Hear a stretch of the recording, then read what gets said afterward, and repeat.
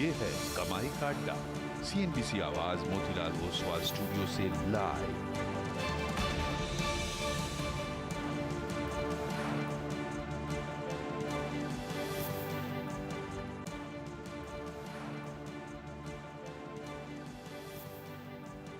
नमस्कार, CNBC आवाज Motilal Oswal studios में आप सभी का स्वागत है। भारतीय बाजारों में इस हफ्ते की शुरुआत एक मजबूत मोड़ पर हुई है और वो ट्रेंड दरअसल दिन भर कायम रहा है। तो आज की क्लोजिंग के लेवल्स कितने इंपॉर्टेंट है उस सब पर करेंगे बातचीत, लेकिन पहले हेडलाइंस।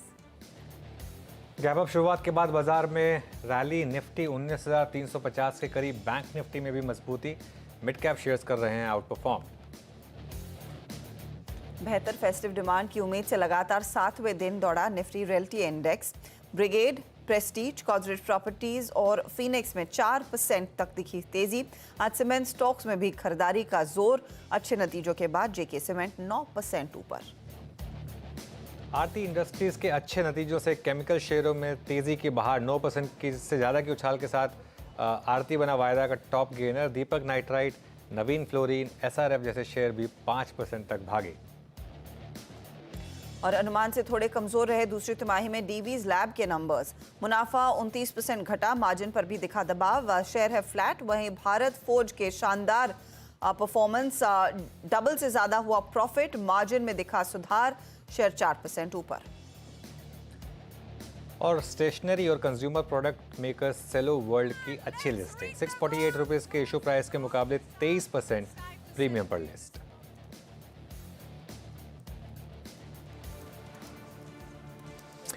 चलिए फिर गुड आफ्टरनून और शुरुआत करते हैं कमाई का अड्डा की। हर्षदा वीरवर में रहेंगे अगले 1.5 घंटे आपके साथ, और अच्छा दिन मार्केट के लिए हर्षदा। और क्लियरली अगेन अप्रोच वही मार्केट में कि मार्केट आपको गैप अप दे रहा है, उसके बाद भले इंट्राडे में बहुत ज़्यादा ट्रैक्शन ना दे रहा हो। आज तो खैर इंट्राडे में भी आपको 40 पॉइंट फिर भी मिले, लेकिन अदरवाइज सवाल यही है कि क्या आप इस मार्केट में लॉन्ग रह सकते हैं और इस मार्केट में आप अपने लॉन्ग्स को कैरी कर सकते हैं, नहीं कर सकते हैं। और अब सिंपल अप्रोच है कि 20 डे मूविंग एवरेज की तरफ अब ये मार्केट बढ़ रहा है। निफ्टी 19,410 का वो रिवाइज जो 20 डे मूविंग एवरेज है उस तरफ बढ़ता हुआ। बैंक निफ्टी ने आज हालांकि थोड़ा सा निराश जरूर किया है, मैं ये कहूँगा, क्योंकि मुझे एक्सपेक्टेशन थी सुबह कि बैंक निफ्टी अच्छा दौड़ेगा आज और खासतौर से SPI अच्छा दौड़ेगा, लेकिन वो नहीं हुआ, तो वो थोड़ा डिसअपॉइंटिंग रहा। लेकिन उसकी कमी, उसकी भरपाई की आपके केमिकल्स ने, सीमेंट ने, मिड कैप्स ने। मिड कैप्स में अच्छा मोमेंटम है, तो वो एक क्लियर कट अच्छा मोमेंटम है। आफ्टरनून अनु, जब कंसिडरिंग ये पिछले हफ्ते जो हमने थोड़ा सा ट्रेंड मजबूती का पकड़ा था वो इंटैक्ट है और उम्मीद यही है कि इसको और बिल्ड करते हम दिखाई देंगे। अगला पड़ाव क्या रहेगा? क्या 400 पर नजरें होंगी या 423 जिस पर आप लोग सुबह में चर्चा कर रहे थे, या फिर थोड़ा सा और लीवे दिया जाए और 500 तक के बारे में सोचें? 19,410 और 19,521 हर्षदा। मैं एक चीज़ कहूँगा, इस मार्केट में आप प्रॉफिट बुक करने की जल्दबाजी ना करें।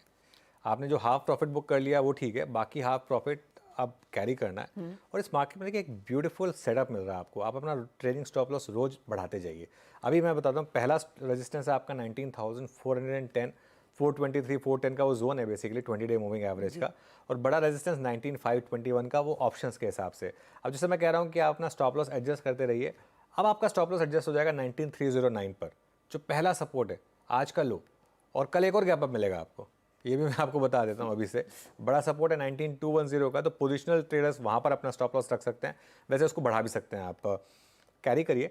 और ये मार्केट अब मुझे लग रहा है 19,493 के ऊपर अगर आप टिक गए, तो 1-2 दिन और लगेंगे उसमें, मुझे लग रहा है उसके ऊपर आप टिक गए तो वो 66% रिट्रेसमेंट जोन भी क्रॉस करेगा।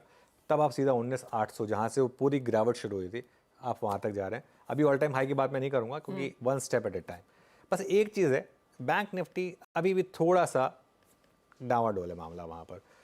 अभी भी 200 डे मूविंग एवरेज के ऊपर है, लेकिन थोड़ी रेजिस्टेंस है यहाँ पर। 43,636 आज का जो हाई है, और 43,750 ऑप्शंस के हिसाब से बैंक निफ्टी में आज थोड़ी सी रेजिस्टेंस है। इनफैक्ट बैंक निफ्टी अगर आप देखें तो डे जहाँ खुला वहाँ से सीधा 100 पॉइंट नीचे, तो वो एक थोड़ी सी दिक्कत है। लेकिन निफ्टी पे मुझे लग रहा है कि अब आप 43,490, 43,500 इसकी तैयारी कर लीजिए। निफ्टी में तो कॉन्फिडेंस है। निफ्टी बैंक में प्रॉब्लम, जिस बात का डर था वही देखने को मिला है कि मार्जिन्स Q1 में पीक आउट हो चुके हैं, क्योंकि Q2 में हमने देखा है SBI हो, बैंक ऑफ बड़ौदा हो, दूसरे बैंक हो, उन सब के मार्जिन थोड़े थोड़े कम होते हुए दिखाई दिए। इस पर आगे डिटेल में बातचीत भी होगी। वीरू, गुड आफ्टरनून, बताइए पोजिशनली अब क्या आपने ट्रेड आइडेंटिफाई किया है? हैशटैग गुड आफ्टरनून अनुज, गुड आफ्टरनून। कुछ स्टॉक्स जो कि जिसे कहते हैं ना स्विंग एट 2, उसके लिए पॉइज्ड हैं। डेटा अच्छा है, सुबह से बहुत चले भी नहीं हैं। रिस्क रिवॉर्ड रेशियो के मद्देनजर सिर्फ 4 स्टॉक्स का उल्लेख करूंगा हैशटैग यहाँ पे। एक तो पहला है हीरो मोटोकॉर्प, जिसकी प्लेसमेंट अच्छी है। अगर आप इसके ओआई को देखें आज, मतलब ये हाई ट्रेजेक्ट्रीज में ट्रेड कर रहा है और 27 जून के बाद की अब तक की जो सबसे हाईएस्ट ट्रेजेक्ट्री है उसमें आके ट्रेड करता हुआ आज फर्स्ट इंस्टेंस से शुरुआती टिक्स से ओआई शेड होना शुरू हो गया था। 64,500 शेयर यहाँ पे घटे हैं, शॉर्ट कवरिंग है यहाँ पर। और अब पिछले अपने 5 सेशन के हाईएस्ट क्लस्टर्स को इसने बाइसेक्ट किया। अब ऑल मूविंग एवरेजेस और डेली चार्ट्स पे बेहद शानदार, और स्पेशली आर्ली चार्ट्स पे अगर आप 60 मिनट चार्ट्स को देखें तो वहाँ पे एक बहुत स्ट्रॉन्ग सप्लाई जोन था 3168 पे, वो इसने पार किया। तो पहला स्टॉक जिस पर नजर रहेगी एट 3178 वो है हीरो मोटोकॉर्प। दूसरा भी ऑटो स्पेस से ही है, लेकिन वो बैटरी स्टॉक है, दैट्स एक्साइड।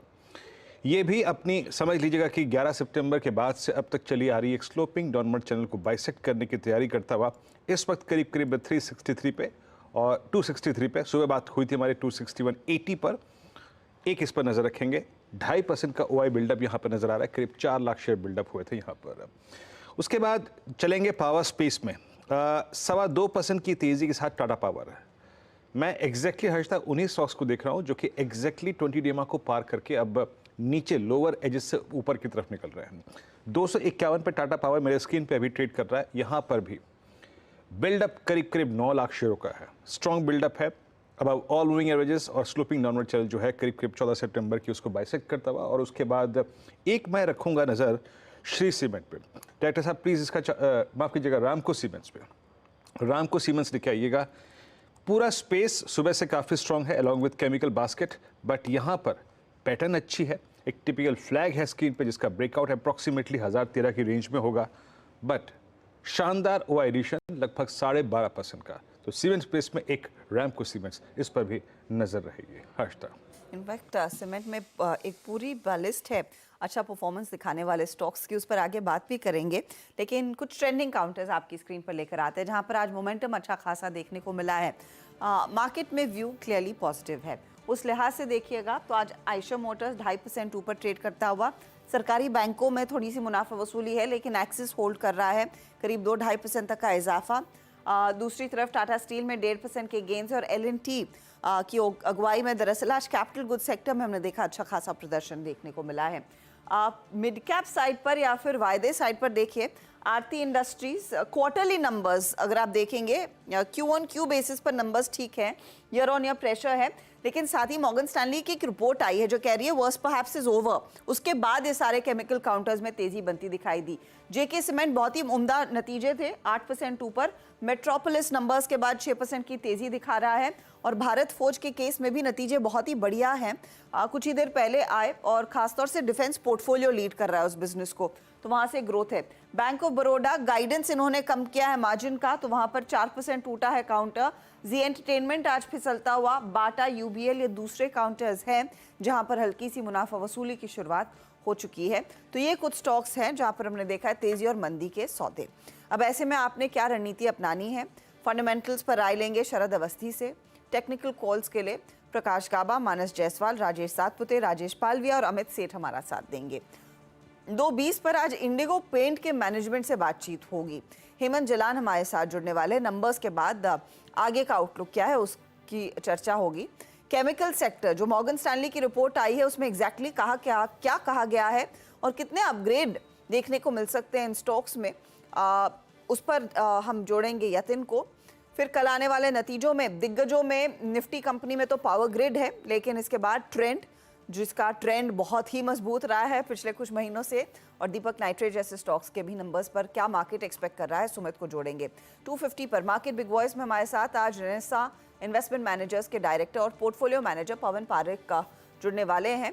फिर 3 बजे रुक करेंगे डीलिंग रूम के एक्शन का, यतिन को इस पर जोड़ेंगे। BTST STBT ट्रेड्स क्या सुझाया जा रहा है उसका भी जायजा लेंगे, और ऑफ कोर्स क्लोजिंग की तरफ बढ़ेंगे। ओके, चलिए फिर ट्रेड्स लेना शुरू करते हैं एक एक करके। गुड आफ्टरनून गाबा सर, बताइए इस समय की trade. Good afternoon to you. इस समय मुझे एशियन पेंट्स पर ध्यान देना चाहिए। On the long side trade कर रहा है 3028 पर। अच्छा बेस बना और बेस बनने का बढ़िया ब्रेकआउट मिला है। स्टॉप होगा 3000 का, ज्यादा नहीं। ऑन द अपसाइड टारगेट करीब 3100 के कल तक मुझे नजर आता है। तो yes, Asian Paints. Asian Paint long side पर गाबा साहब कह रहे हैं तेजी का ट्रेड रहेगा। मानस, गुड आफ्टरनून, आपका ट्रेड? मानस, आप शायद म्यूट पर हैं। देखिए हर्षिता जी, पॉलीकैप पे ध्यान देना चाहिए क्योंकि पॉलीकैप करेक्ट हुआ, स्टॉक ने 4900 के आसपास बेस बनाया, हाई टॉप हायर बॉटम सब बनने लगे हैं। इंपॉर्टेंट ये है कि अब स्टॉक ने अपनी 20-डे मूविंग एवरेज को रिगेन कर लिया है, तो शायद पिछले हाईज स्टॉक वापस टेस्ट कर सकता है। तो करंट लेवल्स पे पॉलीकैप में खरीदारी करनी है। 5079 स्टॉप लॉस होंगे, 5275 के टारगेट रहेंगे। ये दोनों ही कैश लेवल्स मैंने बताए हैं। ऑप्शन में अगर ट्रेड लेना हो तो 5150 का कॉल ऑप्शन लिया जा सकता है। 127 रुपए पे ट्रेड हो रहा है, वहां पर 104 का स्टॉप लॉस लगाइए और 170 के टारगेट इस ऑप्शन में भी आप सेट कर सकते हैं। आपका पॉलीकैप का 5150 का नवंबर का कॉल भी आपके पास है और पॉलीकैप फ्यूचर्स लॉन्ग है। और अब चलते हैं अमित सेठ जी के पास। अमित जी, गुड आफ्टरनून, आपका ट्रेड क्या रहेगा? Good afternoon Viren ji, good afternoon Harshita ma'am, Anuj ji and everyone on the panel. Viren ji, मेरा टॉपिक इस समय रहेगा भारती एयरटेल। भारती एयरटेल सुबेरे भी मैंने दिया था, इसका स्ट्रक्चर काफी पॉजिटिव है। स्टॉक ने रिजल्ट्स के बाद एक कंसोलिडेशन पैटर्न बनाया। अगर इसका प्राइस का चार्ट देखे तो उसमें अच्छा खासा कंसोलिडेशन हुआ। Momentum indicators are quite positive और स्टॉक इवन इन वॉलेटिलिटी काफी अच्छे से इसने अपने लेवल्स होल्ड किए 900 925 के। आज के सत्र में हम ये देख रहे हैं कि प्रीवियस 4-5 डेज की रेंज इसने क्रॉस कर ली और 10 डे के ऊपर कंफर्टेबली ट्रेड कर रहा है। तो मुझे लगता है यहाँ कंसोलिडेट पुल बैक कंप्लीट है। It is ready for the next stage of up trend. 937 का प्राइस है, स्टॉप लॉस रखूंगा लगभग 924 रुपीज का और मेरे टारगेट रहेंगे 965 के। ओके, चलिए राजेश सतपथे को भी जोड़ लेते हैं। राजेश जी, गुड आफ्टरनून, आपकी ट्रेड? गुड आफ्टरनून अनुज जी, गुड आफ्टरनून एवरीवन। अनुज जी देखिए, जो ट्रेड है वो रहेगा एक्सिस बैंक। एक्सिस बैंक में आज क्या हुआ है, देखिए एक्सिस बैंक ने आज एक बड़ा ब्रेकआउट दिया है और जो प्राइस फॉर्मेशन हम देखते हैं that's a inverted head and shoulder price formation. It's a bullish formation. इसका जो नेकलाइन था वो करीबन 1005 के आसपास था, 1015 पे ये फिलहाल ट्रेड हो रहा है। और जिस तरह से यहाँ पे ओपन इंटरेस्ट एडिशन है, जिस तरह से प्राइस एंड वॉल्यूम एक्टिविटी है, मुझे लगता है इसका पोजिशनल टारगेट बनता है 1080 का। लेकिन अगर हमें स्विंग ट्रेड लेना है तो इसका पहला टारगेट रहेगा 1040 से 1050, ये इसकी ट्रेजेक्ट्री है। तो it's a buy in Axis Bank. जो नया ट्रेड होगा एक्सिस बैंक का, जो नए बाय कर रहे हैं उनके लिए स्टॉप लॉस होगा 1000 का और टारगेट 1040 1050। ओके, एक्सिस बैंक में एक अपॉर्चुनिटी तेजी की राजेश जी ने पकड़ी है। शरद अवस्थी के पास चलते हैं। शरद, गुड आफ्टरनून, बताइए आपका ट्रेड? HDFC बैंक हमें लगता है इन वैल्यूएशंस पे काफी अट्रैक्टिवली पॉइज्ड है। बैंक की जैसी नीति है कि हर 4 साल में लगभग वो डबल करने की बात कर रहे हैं। हमें लगता है FY25 ऑनवर्ड्स काफी बढ़िया, FY25 के नंबर जैसे आने चालू होते हैं, हमें लगता है काफी बढ़िया इंप्रूवमेंट बैंक के नंबर्स में दिखना चाहिए। कॉस्ट टू इनकम रेशियो में भी कमी विजिबल होनी चाहिए। इसके अलावा बैंक में जो होम लोन बुक है उसमें भी काफी बढ़िया ग्रोथ आनी चाहिए क्योंकि सिर्फ 2% कस्टमर्स ही हैं HDFC बैंक के जिनके पास होम लोन है, तो वहाँ पे क्रॉस सेल की अपॉर्चुनिटी है। इसके अलावा बैंक ने करीब 9 ऐसे सेगमेंट्स भी, प्रोडक्ट्स भी आइडेंटिफाई किए हैं जिसमें वो क्रॉस सेल अग्रेसिवली करना चाहते हैं। ब्रांच एक्सपेंशन काफी अग्रेसिवली हो रहा है जिसका फायदा भी मिलना चाहिए नंबर्स में आने वाले समय में। और हमारा ये मानना है कि इंटरेस्ट रेट साइकिल भी ग्लोबली लगभग पीक आउट हो गया और अगले 3 से 6 महीने में वहां से भी पॉजिटिविटी दिखनी चाहिए, तो उसका भी फायदा बैंक की ट्रेजरी बुक में दिखना चाहिए और जनरल सेंटिमेंट में भी दिखना चाहिए। तो HDFC बैंक में ग्रोथ काफी स्ट्रांग रहनी चाहिए। कमर्शियल और रूरल बैंकिंग में भी वो लगभग 3 साल में डबल करने की बात कर रहे हैं, उसको 7 लाख करोड़ तक ले जाने की बात कर रहे हैं। तो हमें लगता है FY26 की बुक वैल्यू करीब 700 रुपए के आसपास आनी चाहिए और 700 रुपए पे 3 टाइम का प्राइस टू बुक बैंक को आसानी से मिल जाना चाहिए। तो 2100 रुपए के लक्ष्य के हिसाब से HDFC बैंक का लक्ष्य HDFC बैंक पर एक व्यू तेजी का बनता दिखाई दिया है। अच्छा शरद, बैंकों के साथ ही रहते हैं। आज देखिए SBI और साथ ही बैंक ऑफ बड़ौदा दोनों ही स्टॉक्स दबाव में। बैंक ऑफ बड़ौदा ने तो अपना गाइडेंस घटाया है, लेकिन क्लियरली एक चीज जिस पर हमने काफी पहले चर्चा भी की थी कि शायद हमने पीक अर्निंग्स और स्पेशली पीक मार्जिन्स बैंकों की तरफ से देख लिए हैं। अब ये ICICI बैंक जैसे प्लेयर्स होल्ड करते हुए दिखाई दिए थे। इनफैक्ट हल्का इंप्रूवमेंट देखने को मिला था एक्सिस के केस में भी, लेकिन PSU बैंकों में वो एविडेंट है कि मार्जिन पर प्रेशर है। और in fact bank of Baroda SBI दोनों 5 क्वार्टर लोज पर मार्जिन आते हुए दिखाई दिए हैं। क्या यहाँ से वो थोड़े से दबाव वाले मार्जिन की और बढ़ती दिखाई देगी? क्योंकि कारण एक ही है, जो इनकी कॉस्ट ऑफ क्रेडिट बड़ी है उसी का इम्पैक्ट मार्जिन पर आ रहा है। देखिए, जनरली इतनी जल्दी तो ट्रांसफर्स होता नहीं है। जो आपकी लोन बुक है या जो आपकी एफडी की बुक है या जो आपके डिपॉजिट्स की बुक है, उसमें थोड़ा सा टाइम लगता है। और सबके कासा रेशियोज लगभग 30-35% हैं, तो 35 से 40% के आसपास हैं। तो उसमें जो सेविंग्स वाला कंपोनेंट है उसमें कॉस्ट तुरंत ऊपर चली जाती है, बट जो लोन बुक है उसमें तो ग्रेजुअली इंप्रूवमेंट हो सकती है। तो मुझे लगता है वो एक चीज है जो प्ले आउट कर रही है। बट मेरा एक्सपीरियंस ये बोलता है कि लार्जली बैंक्स में जो वैल्यूएशन में मेन चीज प्ले करती है वो आपका क्रेडिट कॉस्ट या एसेट क्वालिटी। और मेरा ये मानना है कि एसेट क्वालिटी के लेवल पे किसी भी बैंक में कोई खास प्रॉब्लम नहीं दिखाई देगी। कहीं कहीं पे आपको जीएनपीए एडिशंस वगैरह ज्यादा दिख रही हैं, बट अगर आप डिटेल में देखेंगे तो ज्यादातर बैंक्स में जो राइट ऑफ का नंबर है वो काफी हद तक नेग्लिजिबल है या नहीं है।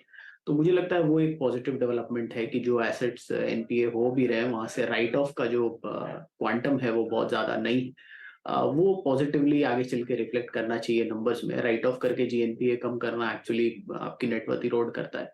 तो मुझे लगता है नेट इंटरेस्ट मार्जिन अभी थोड़ी सी प्रॉब्लम दे रहा है, बट जैसे जैसे आपका यील्ड्स में सुधार आता है, जैसे जैसे यील्ड्स नीचे आती हैं ग्लोबली, क्योंकि पिछले बार भी हमने देखा था कि ये मूवमेंट काफी फास्ट हुआ था। तो आपको ये मान के चलना चाहिए कि अगले 3 से 6 महीने में ज्यादातर ये जो प्रॉब्लम्स अभी दिख रही हैं, हो सकता है 1-2 क्वार्टर के लिए आपको लग रहा हो कि एनआईएम स्पीक आउट हो गई, बट अगले 1-2 क्वार्टर में मैं ये उम्मीद कर रहा हूँ कि इंटरेस्ट रेट साइकिल में काफी बढ़िया रिवर्सल ग्लोबली और इंडिया में भी देखने मिलेगा। तो उसकी वजह से आपको एनआईएम नॉर्मलाइज होती दिखाई देंगी ज्यादातर बैंक्स में। देखते हैं यहाँ से आगे का रुझान क्या रहता है। ये पीएसयू बैंकों की हम चर्चा कर रहे थे। अच्छा, बाटा इंडिया का स्टॉक आपकी स्क्रीन पर लेकर आएंगे। इनफैक्ट लूजर्स में कुछ देर पहले ही मैंने इसको मेंशन किया था। इसके पर्सपेक्टिव में एक खबर आ गई है। दरअसल इन्होंने लाइसेंसिंग और manufacturing deal authentic brand group के साथ कर ली है, एबीजी। ये दरअसल एक अमेरिकी कंपनी है और इनके हाथ में करीब 5-6 ब्रांड्स हैं। उसमें से एक इनका ब्रांड है 9 वेस्ट। उसके लिए वो लाइसेंसिंग और मैन्युफैक्चरिंग डील साइन कर चुके हैं। स्टॉक आपके सामने 0.5% नीचे। बाटा वैसे रहा है एक अंडर परफॉर्मर। अब इस तरह की डील से कितना फायदा मिलेगा वो देखना होगा, क्योंकि बीएसई में ज्यादा डिटेल्स है नहीं कि कितनी मात्रा में इनको प्रोड्यूस करना है, क्या प्राइस पॉइंट्स 9 वेस्ट के एक्सेट्रा हैं, उसकी जानकारी फिलहाल ज्यादा कुछ है नहीं। लेकिन स्टॉक आपके सामने देखिए, 6 महीने में वीरू चुपचाप, ये जूता तो बेचारा चला ही नहीं, 4% एट द मोस्ट। बिल्कुल। और इनफैक्ट हर्षिता, अगर आप मेरे ख्याल से पोस्ट कोविड जो रिकवरी थी और जब स्टॉक से मूव आया, उस वक्त भी रेस्ट ऑफ द जो फुटवेयर स्टॉक्स थे सब चले, लेकिन ये नहीं चल पाया। और अभी भी एट 1564 आप समझ लीजिएगा कि ये लगभग आप अगस्त, सितंबर, अक्टूबर की सबसे लोवेस्ट ट्रैजेक्टरी में ट्रेड कर रहा है। एक संक्षेप में इस खबर पे व्यू ले लेते हैं। शरद जी का। शरद जी, बाटा पर आपका व्यू, और 9 वेस्ट ब्रांड के जरिए करार किया है जो उन्होंने, और इसकी जो प्रोडक्ट्स है वो मार्केट करेंगे। आपका व्यू इस स्टॉक पे, बाटा पे, और इस पूरे स्पेस में भी। अगर आप कैंपस से कंपेयर करें, आप लखानी से कंपेयर करें, सबसे लिबर्टी, माफ़ कीजिएगा, सबसे कम मूव रहा है स्टॉक में। आपका व्यू यहाँ पर? जी, मुझे लगता है वैल्यूएशंस वापस प्ले कर रही हैं। जो एक्सपेक्टेशन है वो बाटा में यही है कि आप 10-15% जैसी ग्रोथ देखेंगे अगले 2-3 साल सालाना। तो 10-15% की ग्रोथ के सामने आप अभी भी समझिए कि FY26 की एक्सपेक्टेशन है 40-42 रुपए कंपनी रिपोर्ट करेगी। ये डील से अगर आप एट मैक्स 5-7 रुपए ऐड भी कर लीजिए, तो भी कंपनी लगभग 30 से 31 टाइम के पास ऑलरेडी ट्रेड कर रही है। उतना बड़ा एडिशन होगा नहीं, बट मुझे लगता है अगर 41-42 पे अभी आप पकड़े तो लगभग 40 टाइम 2 ईयर फॉरवर्ड पे जब कंपनी ट्रेड कर रही है, 2-2.5 ईयर फॉरवर्ड, तो वहां से बहुत ज्यादा अपसाइड बचता नहीं है। और पहले भी लगभग 60-65 टाइम्स पे ट्रेड कर रहा था। तो इस वजह से अपमूव आना थोड़ा मुश्किल हो जाता है जब ग्रोथ रेट्स इतने नैसेंट हो। 15-20% के आसपास ही है एवरेज में CAGR। डील तो पर डील होना तो पॉजिटिव है, बट मुझे लगता है क्वांटम इससे कितना बड़ा इंप्रूवमेंट आएगा, क्योंकि बाटा की ऑलरेडी नेशनल रीच काफी बड़ी है। तो इससे बहुत बड़ा कुछ ऐसा अपमूव आपको अर्निंग्स में दिखेगा, मुझे ये डाउट है। थोड़ा बहुत अर्निंग में मूव आ सकता है 2 से 5%। और जहां तक बाकी स्पेस में, पूरे स्पेस का सवाल है, मुझे लगता है कैंपस ने काफी बढ़िया करेक्शन देख ली है। अब अगर वो नंबर्स में डिलीवर कर पाते हैं तो बेटर है।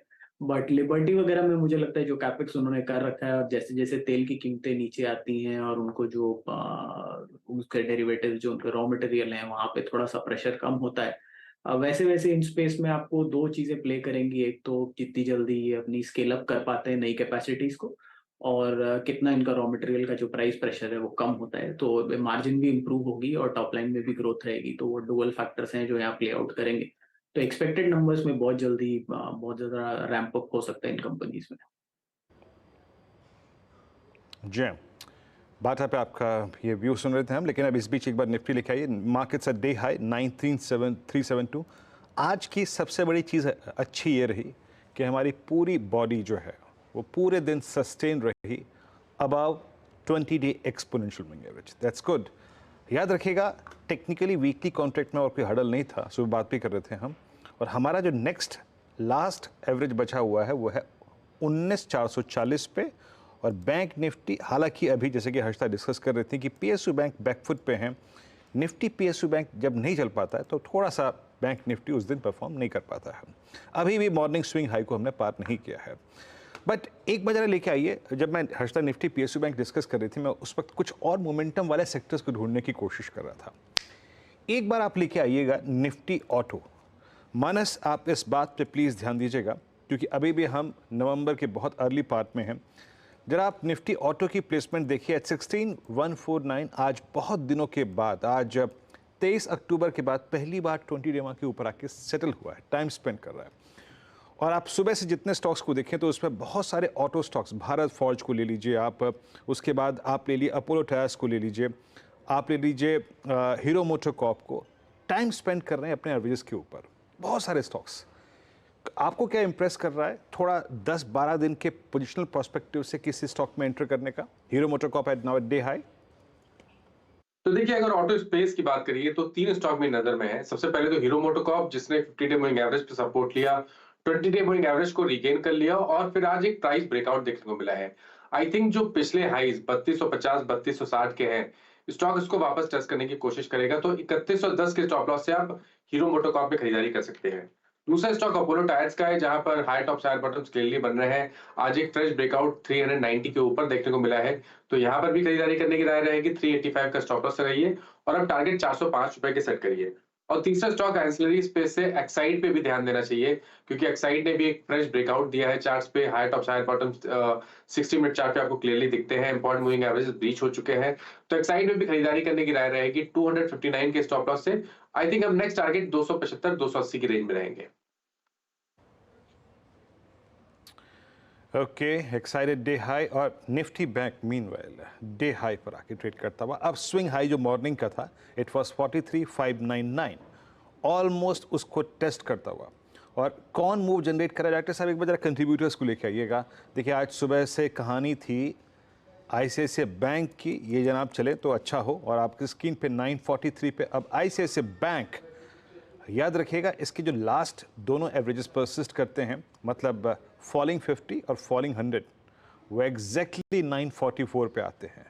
उसको ऑलमोस्ट टच करने की कोशिश करता हुआ अमित 942.80। अभी भी कोई कॉल ऑप्शन अगर आईसीआईसीआई बैंक में आपको इम्प्रेस कर रहा हो उसका जिक्र करिए।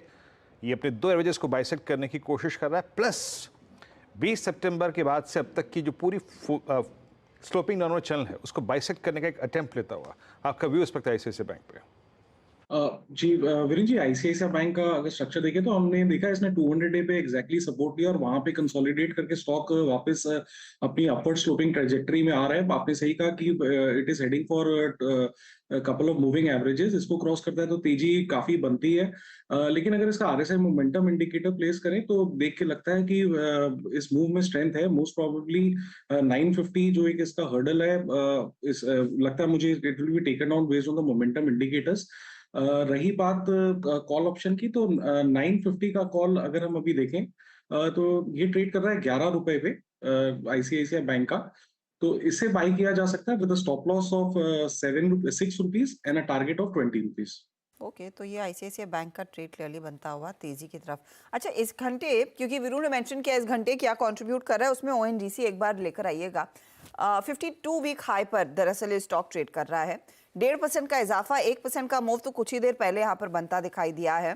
कुछ मोमेंटम है। इनफैक्ट सुबह में जब हम कंट्रीब्यूटर्स देख रहे थे तब आपने ध्यान दिया होगा कि रिलायंस का योगदान था। अब रिलायंस इस समय कहाँ है वो भी आपकी स्क्रीन पर ले आएंगे। रिलायंस नियरली 1% ऊपर है, लेकिन ONGC में 1.5% तक की तेजी अब सामने आपकी स्क्रीन पर दिखाई दे रही है। गाबा सर बताइए, ONGC पर अगला पड़ाव क्या रहेगा? 52 वीक हाई पर तो आ गया स्टॉक। जी हाँ, ONGC सुबह से एक अच्छा लग ही रहा था मुझे, अब भी अप मूव ऑन है, 193 पर ट्रेड कर रहा है। नेक्स्ट लॉजिकल टेक्निकल टारगेट 200 के होने चाहिए। मेरे ख्याल से वहां तक जा रहा है और वहां तक चला भी जाएगा। स्टॉप होगा 191 का, बस मेरे ख्याल से ट्रेड बनता है ऑन द लॉन्ग साइड, क्योंकि कंसोलिडेशन हुआ है, उसके बाद ब्रेकआउट मिला है ONGC में। कंसोलिडेशन के बाद ये ब्रेकआउट आता हुआ ONGC 1.5% तक के गेन्स दिखाता हुआ एक इंटरेस्टिंग मूव देखने को मिल रहा है। अच्छा, लगे हाथ मानस एक बार रिलायंस पर भी व्यू देंगे। आई थिंक पिछले सत्र में दोपहर में ही जब हम जाते जाते बात कर रहे थे तो RIL पर व्यू आया था तेजी वाला। देखिए, अब एक आपको चांस लेना पड़ेगा, क्योंकि वीकली चार्ट पे तो रिवर्सल के साइन क्लियरली दिख रहे हैं। अब इम्पॉर्टेंट ये है कि जो रेंज है 200 day moving average, 50 day moving average और 100 डे मूविंग एवरेज की, ये रेंज मेरे ख्याल से 2350 से लेकर 2365 की रेंज में तीनों मूविंग एवरेजेस आते हैं। लेकिन क्योंकि वीकली चार्ट पॉजिटिव है और डेली चार्ट पे 20 डे मूविंग एवरेज रीगेन हुए हैं और हाई टॉप हायर बॉटम का कंफर्मेशन है, आई थिंक करंट लेवल्स पे बेट लेना चाहिए। क्योंकि अगर यहाँ से रिकवरी देखने को मिलेगी तो जो 2600 रुपए से क्रैक आया था उसको पूरा रिट्रेस करेगा स्टॉक, तो उस केस में 2450 तक के स्तर देखने को मिल सकते हैं। मेरी राय में अभी एक ट्रेड लेना चाहिए, करंट लेवल्स पे आप खरीदारी करिए, ऑप्शन के थ्रू इस ट्रेड को लीजिए। रिलायंस का जो 2340 का कॉल ऑप्शन है 33 रुपए के आसपास ट्रेड हो रहा है, वहां पर आप खरीदारी करिए। स्टॉप लॉसेस 24 रुपए के आप लगाइए, लेकिन यहाँ पर टारगेट आप 60 रुपए से लेकर 70 रुपए की रेंज में देख सकते हैं। तो 2340 के कॉल ऑप्शन में खरीदारी करने की राय रहेगी रिलायंस इंडस्ट्रीज के।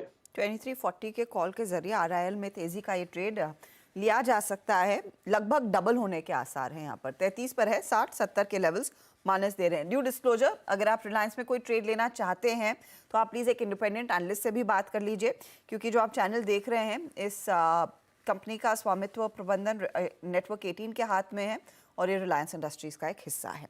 तो ये फिलहाल आपके लिए एक अपडेट और डिस्क्लोजर हमारी तरफ से। अब आते हैं, चलिए तेल से ही जुड़े हुए एक सेक्टर पर, पेंट कंपनियां।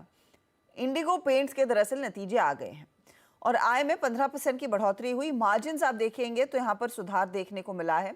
नेट प्रॉफिट में हालांकि दबाव रहा है, EBITDA लेवल में भी ग्रोथ है। तो हमारे साथ दरअसल कंपनी के चेयरमैन और MD हेमंत जालान जुड़ गए हैं। जालान साहब, आपके EBITDA में, रेवेन्यू में डिसेंट परफॉर्मेंस देखने को मिला, इनफैक्ट मार्जिन्स बेहतर आए हैं। तो मैं ये अंदाज़ा लगा रही हूँ कि डिमांड अच्छी रही है Q2 में। ये बताइए, ये Q3 में कितनी और बढ़ती दिखाई दी, कंसिडरिंग Q3 में अब हम पूरे फेस्टिव सीजन में आ गए हैं, जहाँ पर लोग त्योहारों से पहले वैसे भी घर की पेंटिंग कराने के लिए आते हैं सामने। पहली बात तो एक आपकी बात में थोड़ा सा संशोधन करूं, आपने जो कहा आई थिंक आप म्यूट पर हैं। नहीं, मैं तो म्यूट पर नहीं। हाँ जी, अब आ रही है आपकी आवाज। अच्छा, मैंने कहा कि आपने अभी जो बताया हमारी कंपनी के बारे में, उसमें एक छोटा सा संशोधन करना चाहूंगा। आपने जो कहा कि प्रॉफिट में गिरावट आई, तो सच में देखिए तो प्रॉफिट में कोई गिरावट नहीं है, प्रॉफिट में भी अच्छा खासा इजाफा है। पिछले साल इसी त्रिमाही में हमें एक टैक्स का रिवर्सल लिया था 16.3 करोड़ का, जो कि पहले वाले पीरियड से रिलेटेड था, जिसके कारण पिछले साल का इस त्रिमाही का जो पैट था वो 16.3 करोड़ से बढ़ गया था। अगर उसे आप एडजस्ट करें तो कंसोलिडेटेड बेसिस में भी हमारे नेट प्रॉफिट के अंदर में करीब 22% का इजाफा हुआ है। तो जिस तरह का इजाफा आपको एबिटा में दिख रहा है, पीबीटी में दिख रहा है, वही पैट में भी आपको दिखेगा, अगर आप वो एडजस्टमेंट कर लें जो टैक्स रिवर्सल का हुआ था पिछले साल। अब जहां तक डिमांड की बात है, डिमांड पिछले क्वार्टर में सारे पेंट कंपनियों के कुछ गिरे हैं, सबके ग्रोथ रेट्स में थोड़े कम आए हैं, 0 से लेके 2% तक। उसके अनुपात में हम लोग की जो ग्रोथ आई है कंसोलिडेटेड बेसिस में 15% की, वो शायद बहुत अच्छी है। अक्टूबर के अंदर में फेस्टिवल डिमांड हमारी कंपनी ने बहुत ही अच्छा देखा है, और जो ग्रोथ आई है अक्टूबर में उस तरह की ग्रोथ हम लोग ने 3-4 साल में किसी भी माह में नहीं देखा है। तो संकेत तो अच्छे नजर आ रहे हैं। अब नवंबर और दिसंबर में भी ये कायम रहता है या नहीं रहता है, ये तो समय बताएगा।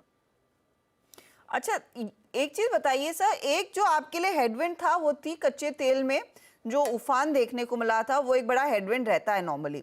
उसका कितना इम्पैक्ट आया है इस पर्टिकुलर क्वार्टर में, क्योंकि डिस्पाइट दैट आपके मार्जिन में हल्की इंप्रूवमेंट देखने को मिली है, या फिर ये अब इस थर्ड क्वार्टर में दिखाई देगा? नहीं जी, बिल्कुल नहीं दिखाई देगा, इसलिए कि कच्चे तेल का और पेंट के रॉ मटेरियल के बीच में जो संबंध है, जितना समझा जाता है उसके बराबर बिल्कुल भी नहीं है।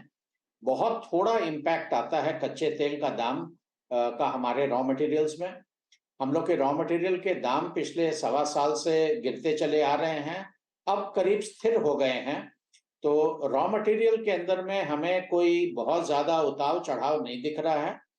प्रोडक्ट मिक्स जो होती है वो क्वार्टर 3 में बहुत बेहतर रहती है क्वार्टर 2 से। क्वार्टर 2 एक बरसात का क्वार्टर रहता है, जिसके अंदर में बाहर की पेंटिंग लोग नहीं कराते हैं बरसात के कारण। क्वार्टर 3 में ये काफी पिकअप करता है, और अगर आप हर साल देखेंगे तो हम लोग के मार्जिन्स हैं वो क्वार्टर 3 में क्वार्टर 2 के मुकाबले बहुत अच्छे रहते हैं, और क्वार्टर 4 में और भी बेहतर होते हैं। तो मैं समझता हूं कि वो ट्रेंड जारी रहेगा। क्वार्टर 3 में हमारे ग्रोस मार्जिन्स, एबिटा मार्जिन्स में आपको फर्दर इजाफा दिखेगा, और क्वार्टर 4 में उससे भी ज्यादा दिखेगा। ओके जलाम साहब नमस्कार, वीरेंद्र बोल रहा हूँ दिल्ली स्टूडियो से। सर आपने क्लेरिफिकेशंस पैर के संदर्भ में और आई थिंक मार्जिन्स और डिमांड आउटलुक को दिया। सर अभी एग्जैक्टली जैसे कि आप कह रहे हैं कि फेस्टिवल डिमांड काफ़ी अच्छी खासी है, आप टोटल कैपेसिटी पे कितना ऑपरेट कर रहे हैं और उसका कितना यूटिलाइज कर रहे हैं आप इस वक्त? और एक और चीज़, इस प्रश्न का दूसरा भाग ये है क्योंकि आप अपनी जोधपुर यूनिट में भी एक्सपेंशन कर रहे हैं, तमिलनाडु यूनिट पे भी कर रहे हैं, तो exactly by the end of this fiscal CY24 आपकी टोटल इंस्टॉल्ड कैपेसिटी कितनी होगी? आपकी आवाज चली गई थी, पता नहीं मेरी आवाज आ रही है कि नहीं आ रही है। हाँ नहीं, मुझे आपकी आवाज़ पूरी मिल रही है सर। आपको मेरा प्रश्न समझ में नहीं आया तो मैं रिपीट कर देता हूँ। आपने जो प्रश्न पूछा उसका अधिकांश स्तर तो मुझे सुनाई दिया, आखिरी 10-15 सेकंड में आवाज गायब हो गई थी। खैर मैं समझ गया हूँ आप क्या कह रहे हैं कैपेसिटी के बारे में। तो हमारी कैपेसिटी यूटिलाइजेशन काफी हाई चल रही थी। हमारा एक तमिलनाडु में एक नया प्लांट सितंबर 18 को कमर्शियल प्रोडक्शन में आया है।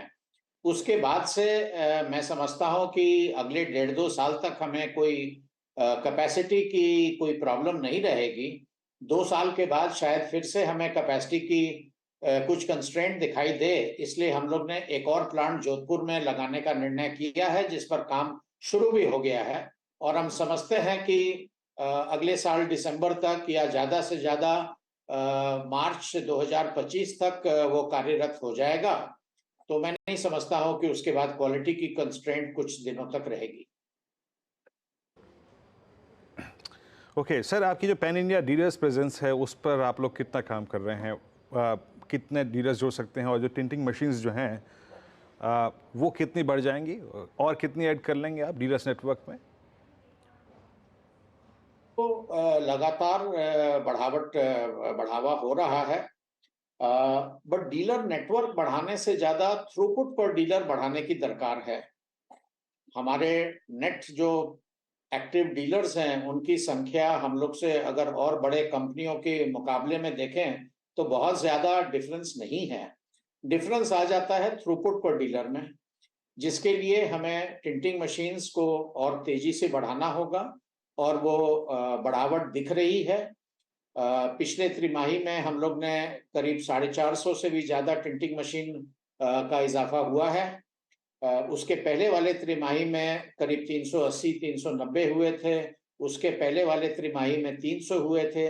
तो लगातार टिंटिंग मशीन जोड़ने का जो रफ्तार है वो बढ़ता जा रहा है, और मैं उम्मीद करता हूं कि आगे भी बढ़ता जाएगा। तो वर्तमान जो त्रिमाही है उसके अंदर में अगर हमारे टिंटिंग मशीन्स में 550 का इजाफा हो और उसके बाद वाले में 600 का हो, तो मैं समझता हूं कि बहुत अच्छा रहेगा। और ये एक लगातार प्रयास है जो कि कई सालों तक चलता जाएगा। जैसे जैसे हमारी टिंटिंग मशीन की संख्या बढ़ेगी उसी रफ्तार से हमारे थ्रूपुट पर डीलर बढ़ेगी, और हमारे सेल्स का भी जो ग्रोथ रेट है वो बढ़ता चला जाएगा। खान साहब, आपने कहा फेस्टिव डिमांड अच्छी देखने को मिली है और शायद ये थर्ड क्वार्टर नंबर्स में रिफ्लेक्ट करेगा।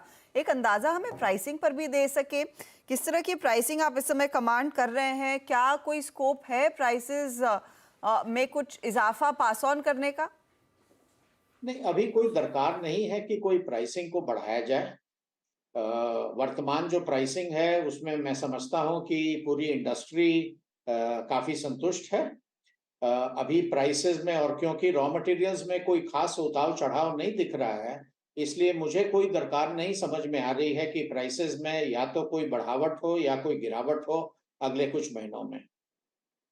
बहुत बहुत शुक्रिया हमारे लिए समय निकालने के लिए और दिवाली की हार्दिक शुभकामनाएं आपको, आपकी पूरी टीम को। आपको भी धन्यवाद। तीसरी तिमाही में पिकअप अच्छा देखने को मिलेगा, ये एक बड़ी हेडलाइन दरअसल उस चर्चा से निकल कर आई है। Q2 में थोड़ा सा मॉनसून का इम्पैक्ट रहता है, उसके बावजूद नतीजे डिसेंट रहे थे, लेकिन थर्ड क्वार्टर और बेहतर रहेगा। इनफैक्ट इस पर एक व्यू ले लेते हैं। राजेश सातपुते, नजर गई क्या इंडिगो पेंट्स पर? आज तो थोड़ा सा खामोश है काउंटर, करीब 1-1.5% नीचे, लेकिन चार्टिकली कैसा है? हर्षदा जी, मुझे लगता है कि रिजल्ट के पहले इसमें एक अच्छा मूव आ चुका है। चार्टिकली 1300 से लेके करीबन 1460 1470, तो ये एक जो रिलीफ रैली थी, मुझे लगता है दैट इज स्लाइटली फैक्टर्ड इन। तो अभी इसको चलना जो है वो 1500 के पार, तो अगर ये 1500 के पार चला जाता है विद इन अ डे और टू, उसके बाद आप कह सकते हैं कि यहाँ पे एक फ्रेश ब्रेकआउट, फ्रेश मोमेंटम चालू होगा जो इसको फिर से 1600 1650 तक लेके जाएगा। वैसे काउंटर पोजिशनली अच्छा है, मुझे लगता है अगर पोजिशनली है हमारे पास तो बने रहे। आपका जो स्टॉप लॉस होगा वो 1350 का होगा, लेकिन फ्रेश एंट्री के लिए थोड़ा वेट करें। फ्रेश एंट्री के लिए वेट करें। है तो 1600 1650 की तरफ जा सकता है। हाँ, एक चीज़ है जो सातपुते जी कह रहे हैं कि नंबर से पहले एक अच्छी खासी इसमें हरकत देखने को मिली थी, उसके बाद थोड़ा सा कॉन्ट्रैक्ट हो रहा है। अच्छा गावा साहब, ये डिफेंस कंपनियों पर एक बार नजर डालिएगा प्लीज। भारत फौज के नतीजे हमने देखे और उसके बाद स्टॉक पॉजिटिव टेरिटरी में करीब 3-3.25% ऊपर। ओपन इंटरेस्ट एडिशन अच्छा खासा देखने को मिल रहा है। कंपनी ने कहा है कि डिफेंस ऑर्डर्स ही दरअसल बिजनेस को ओवरऑल बूस्ट कर रहे हैं। क्या करंट लेवल्स पर 1065 पर नया ट्रेड आप लेंगे? ये है कि ये सेकंड अटेम्प्ट है अपमूव के लिए भारत फौज, और ये अटेम्प्ट है करीब 1000 के आसपास, तो मेरे ख्याल से यहाँ पर सस्टेन होना चाहिए। ट्रेड कर रहा है 1065 पर भारत फौज, स्टॉप का करीब 1050 का। मेरे ख्याल से 1110 या 20 ये एक जोन है, वहां तक जाना चाहिए। उसके बाद 1150 भी पॉसिबल है। लगता है ये सेकंड अटेम्प्ट सक्सीड करेगा भारत फौज में, क्योंकि इसका basic technical structure positive. Interesting move यहाँ पर बनता दिखाई दिया है। अमित, क्या आपकी नजर कोची शिपयार्ड पर गई है? ऑफ कोर्स ये कैश मार्केट वाला ट्रेड है, लेकिन याद होगा आपको कि भारत डायनामिक्स के नंबर्स फ्राइडे को आ रहे थे और वहां पर एक स्पाइक देखने को मिला और कोची शिपयार्ड आज करीब 5-5.5% के गेन्स पर ट्रेड करता हुआ दिखाई दे रहा है। गार्डन रीच में लगभग 3% का इजाफा है और हिंदुस्तान एरोनॉटिक्स भी चल पड़ा है। कोई ट्रेड जो समय लिया जाए? जी मैम, कोचिन शिपयार्ड का अगर हम ओवरऑल स्ट्रक्चर देखिए तो स्ट्रक्चर वीकली और डेली चार्ट्स में पॉजिटिव है। पिछले कुछ दिनों से जो हम इसमें that is a pull back corrective move, जो स्टॉक कंसोलिडेट कर रहा है, पुल बैक कर रहा है, और आज के सत्र में हम देख रहे हैं कि कंसोलिडेशन के बाद स्टॉक फाइनली एक स्लोपिंग चैनल से बाहर आ रहा है और अपने 10 डे और 20 डे एक्सपोनेंशियल मूविंग एवरेज के ऊपर ट्रेड कर रहा है। तो यहाँ पे एक पोजीशन बनाई जा सकती है। 999 का कोचिन शिपयार्ड का प्राइस है। कैश का स्टॉक है तो थोड़ा सा स्टॉप लॉस डीप रखूंगा 975 980 का, और मुझे लगता है कि यहाँ पे 1030 से 1050 के टारगेट्स पॉसिबल है। ओके, इस बीच निफ्टी डे हाई, बट जो लगभग बीते 20 मिनट का स्विंग रहा है लास्ट वो बैंक निफ्टी का ज़्यादा शार्प रहा है एंड बहुत सारे स्टॉक फ्यूचर्स आए। आईसीआईसीआई बैंक, निफ्टी को रिलायंस का एडवांटेज मिला, बट मीनवाइल इंडसइंड बैंक आपकी स्क्रीन पे 1470, यहाँ पे जिक्र करना इसका इसलिए बहुत ज़रूरी है क्योंकि ये स्टॉक अब अपनी इस कैंडल के जरिए अपनी ऑल टाइम हाई ट्रैजेक्टरी में फिर एंट्री मार रहा है। आपकी राय राजेश जी, एक बार 1470 पर इंडसइंड बैंक को देखिएगा और आपका टेक इस पर किसी ट्रेड पर्सपेक्टिव से, और एट द मनी कॉल पे आपका व्यू। नजर इंडसइंड पे गई थी। इसका जो रेजिस्टेंस है वो है करीबन 1520। 1474 पे चल रहा है, तो 1500 1520 के टारगेट के लिए इंडसइंड बैंक लेके जाइए। स्टॉप लॉस रहेगा 1460 का। अदर 1455 थोड़ा बेटर होगा। और जो आपने जो कॉल ऑप्शन का जिक्र किया वो भी मैं देख रहा था, 1480 का कॉल ऑप्शन वीरेन जी करीबन 27 रुपए पे मिल रहा है। हम जो काम करेंगे एटीएम पे काम करेंगे, सो 1480 का कॉल ऑप्शन बाय करें 27 पे, स्टॉप लॉस रखे 20 का और जो पहला रेजिस्टेंस आएगा वो आएगा करीबन 42 का, जो हमारा टारगेट होगा। ओके, इंडसइंड बैंक आपकी स्क्रीन पर डे हाई पर, और याद रखिएगा ये ऑल टाइम हाई ट्रैजेक्टरी भी है। राजेश पालवी एक्सिस सिक्योरिटी से जुड़ चुके हैं। राजेश जी, गुड आफ्टरनून, स्वागत है कार्यक्रम में आपका। अब हम 20 डेमा के ऊपर दोनों ही इंडस्ट्रीज मोर और लेस कंफर्टेबली नजर आ रहे हैं as of now. Important stock futures ICICI Bank, Reliance contribute करते हुए, ऑटो चलता हुआ, केमिकल चलता हुआ। आज आप लोगों ने एक्सिस सिक्योरिटीज में थीम क्या पकड़ी है और आपका टॉप कन्विक्शन ट्रेड क्या है? गुड आफ्टरनून वीरेन जी। तो पहला थीम तो हमें लगता है यहाँ पे ऑयल एंड गैस सेक्टर पे फोकस रखना चाहिए। ये सेक्टर में एक अच्छा मोमेंटम बना हुआ है, तो ओएनजीसी पे यहाँ पे बाय का व्यू है। अगर वीकली सेटअप देखें तो स्टॉक में एक ब्रीफ कंसोलिडेशन के बाद यहाँ पे फ्रेश ब्रेकआउट यहाँ पे वीकली चार्ट पे बनते हुए दिख रहे हैं। तो हमें लगता है ये सितंबर के जो हाई निकाले हैं अब ओएनजीसी ने, यहाँ पे फर्दर मोमेंटम एक्सटेंड होते हुए दिखेगा। ओएनजीसी फ्यूचर पे बाय करने की सलाह है। अपसाइड के टारगेट हम यहाँ पे 198 से लेकर 202 तक के अपसाइड यहाँ पे एक्सपेक्ट कर रहे हैं। स्टॉप लॉस जो रखना होगा वो करीब होगा 190 के आसपास। जो दूसरा स्टॉक यहाँ पे हमें पसंद आ रहा है वो डिफेंस प्ले में से बीईएल को यहाँ पे हम यहाँ पे बाय करने की सलाह देंगे। स्टॉक में देखें तो एक रिकवरी यहाँ पे जिस तरीके से डेली सेटअप पे बनते हुए दिखे, स्टॉक ने अब 50 डे मूविंग एवरेज को भी रिगेन करते हुए दिख रहा है। हमें लगता है ये थर्ड कंसेक्यूटिव डे है जिस तरीके से हायर हाई लो फॉर्मेशन बने, एक सस्टेन बाइंग यहाँ पे आते हुए दिख रही है। तो बीएल फ्यूचर पे यहाँ पे बाय करने की सलाह है। अपसाइड के टारगेट हम 145 148 तक एक्सपेक्ट कर रहे हैं। स्टॉप लॉस जो लगाना होगा वो करीब होगा 135 के आसपास। आपके लिए बीईएल पर एक ट्रेड जो पालविया साहब सजेस्ट कर रहे हैं। चलिए अब एक पॉकेट पर फोकस करते हैं जहां पर पिछले हफ्ते से ही धीरे धीरे करके कुछ हरकत आनी शुरू हो गई थी और आज फुल फ्लेजेडली स्टॉक्स आउट परफॉर्म कर रहे हैं। केमिकल स्टॉक्स, आपको याद होगा एसआरएफ, नवीन फ्लोरिन, खूब चर्चा हुई है इसी मंच पर दरअसल एनकाउंटर्स की, और आज एक तरफा तेजी बनती दिखाई दी है। इनफैक्ट आरती इंडस्ट्रीज जहाँ पर साल दर साल नतीजे थोड़े से निराश कर रहे थे, वो भी स्टॉक चल पड़ा है। यतिन हमें बताएंगे कि यहाँ पर चल क्या रहा है। तो पूरा का पूरा केमिकल स्पेस अगर हम देखें अर्शदा, तो सीक्वेंशियली नंबर सुधरे हैं। तो जो एक्सपेक्टेशन थी मार्केट की कि सीक्वेंशियली भी प्रेशर रहेगा, वो नहीं है। इनफैक्ट आरती इंडस्ट्रीज का रेवेन्यू सीक्वेंशियली 3% ऊपर है, एबिटा 16% ऊपर है और मार्जिन पे करीब 2 परसेंटेज पॉइंट्स का सुधार आया है। तो शायद बाजार ये जो मान के चल रहा था कि सीक्वेंशियली भी यानी तिमाही दर बेसिस पे भी थोड़ा बहुत प्रेशर रहेगा, वो नहीं है और इसीलिए शायद स्टॉक में आज 10% की तेजी आप देख पा रहे हैं। अगर हम एसआरएफ की बात करें तो यहाँ भी पिछले वीक जब रिजल्ट्स आए थे तो मैनेजमेंट ने कहा था कि आउटलुक सुधर रहा है। सेकेंड हाफ में जो पहले हाफ में प्रेशर से वो कम हो रहे हैं और जो ग्लोबल इन्वेंट्री सिचुएशन है वो सुधर रही है। और ठीक यही लाइंस पे आज मॉर्गन स्टैनली ने बहुत सारे केमिकल स्टॉक्स को अपग्रेड किया है, खास करके आरती को और एसआरएफ को अपने इक्वल वेट से ओवरवेट कर दिया है और नवीन फ्लोरिन और पीआई इंडस्ट्रीज को डाउनग्रेड किया है। अभी रीज़न ये है कि जो कंपनी की इन्वेस्टमेंट्स हैं, खास करके एसआरएफ की, आरती की, उनका रिजल्ट आना चालू होगा FY25 FY26 से। जहाँ तक कि मार्जिन्स का सवाल है, यहाँ सुधार हो सकता है क्योंकि जो ग्लोबल इन्वेंट्री सिचुएशन है, जो चाइना से डंपिंग हो रही थी, यूरोप से डंपिंग हो रही थी, वहाँ भी आपको थोड़ा धीमापन आता हुआ दिखाई दिया। तो डंपिंग का जो मामला है वो कम हो रहा है और शायद जैसे ही ये इन्वेंट्री करेक्शन हो जाए फिर से एक बार आपको केमिकल के दाम फॉर्म अप होते हुए दिखाई पड़ेंगे। अगर हम बात करें टारगेट्स की तो एसआरएफ का टारगेट बढ़ाया हुआ है लगभग 2200 रुपये से 2600 रुपये के ऊपर और आरती इंडस्ट्रीज़ में भी लगभग 575 के नए टारगेट्स के साथ मॉर्गन स्टैनली बुलिश होता हुआ दिखाई पड़ रहा है। ओके, तो ये फिलहाल आपके लिए देखिए वो टारगेट्स भी नए वाले आते हुए और स्टॉक्स में तेजी है ही। शुक्रिया यतिन इस अपडेट के लिए। शरद जी, पहले फंडामेंटली आप क्या इस समय करंट लेवल्स पर या फिर पिछले हफ्ते से कुछ खरीदना शुरू किया है आपने इन केमिकल काउंटर्स को? नहीं चालू किया, बट जैसे यूपीएल वगैरह तो हम लोग काफी टाइम से लेके रखे बैठे हैं अभी तक तो, और हमारा ये मानना है कि ये कॉन्ट्रा व्यू के हिसाब से काफी बढ़िया प्लेस है बेट करने के लिए, क्योंकि ज्यादातर न्यूज काफी नेगेटिव है इंटरनेशनल लेवल पे भी, नेशनल लेवल पे भी। बट मेरे हिसाब से जो ट्रिगर था, खास करके यूरोप में शिफ्ट, यूक्रेन रशिया वाली टेंशन, वो दोनों चीजें अब ग्रेजुअली सेटल डाउन हो रही हैं। यूरोप में भी जो एनर्जी चैनल्स उनको रियलाइन करने थे वो लगभग हो गया है और ग्लोबली भी सप्लाई चेन्स वगैरह स्टेबलाइज हो गई हैं। तो उसकी वजह से जो कहीं पे रॉ मटेरियल प्रेशर था, कहीं फिनिश प्रोडक्ट आपका पहुंच नहीं पा रहा था, लॉजिस्टिक इश्यूज भी थे, वहां भी प्राइसेस काफी अबनॉर्मल हो गए थे। तो हमें लगता है वहां पे भी नॉर्मलाइजेशन आ रहा है, तो इनके लिए काफी पॉजिटिव है। और जहां तक डिमांड का सवाल है, स्पेशलिटी केम वगैरह में मैंने लगता है कि डिमांड में कोई मेजर स्लो डाउन जैसा कुछ आपको दिखेगा लॉन्ग टर्म में। तो शॉर्ट टर्म में हो सकता है कि थोड़ा बहुत आपको दिख रहा है पेन अभी, बट कॉन्ट्रा बेट लेने के हिसाब से हमें लगता है ये प्लेस बहुत एप्टली बेट प्लेस्ड है। बालाजी एमाइंस एक स्टॉक है जो हम लोग काफी क्लोजली ट्रैक कर रहे हैं और हमें लगता है काफी बड़ा रिवर्सल वहां भी आ सकता है।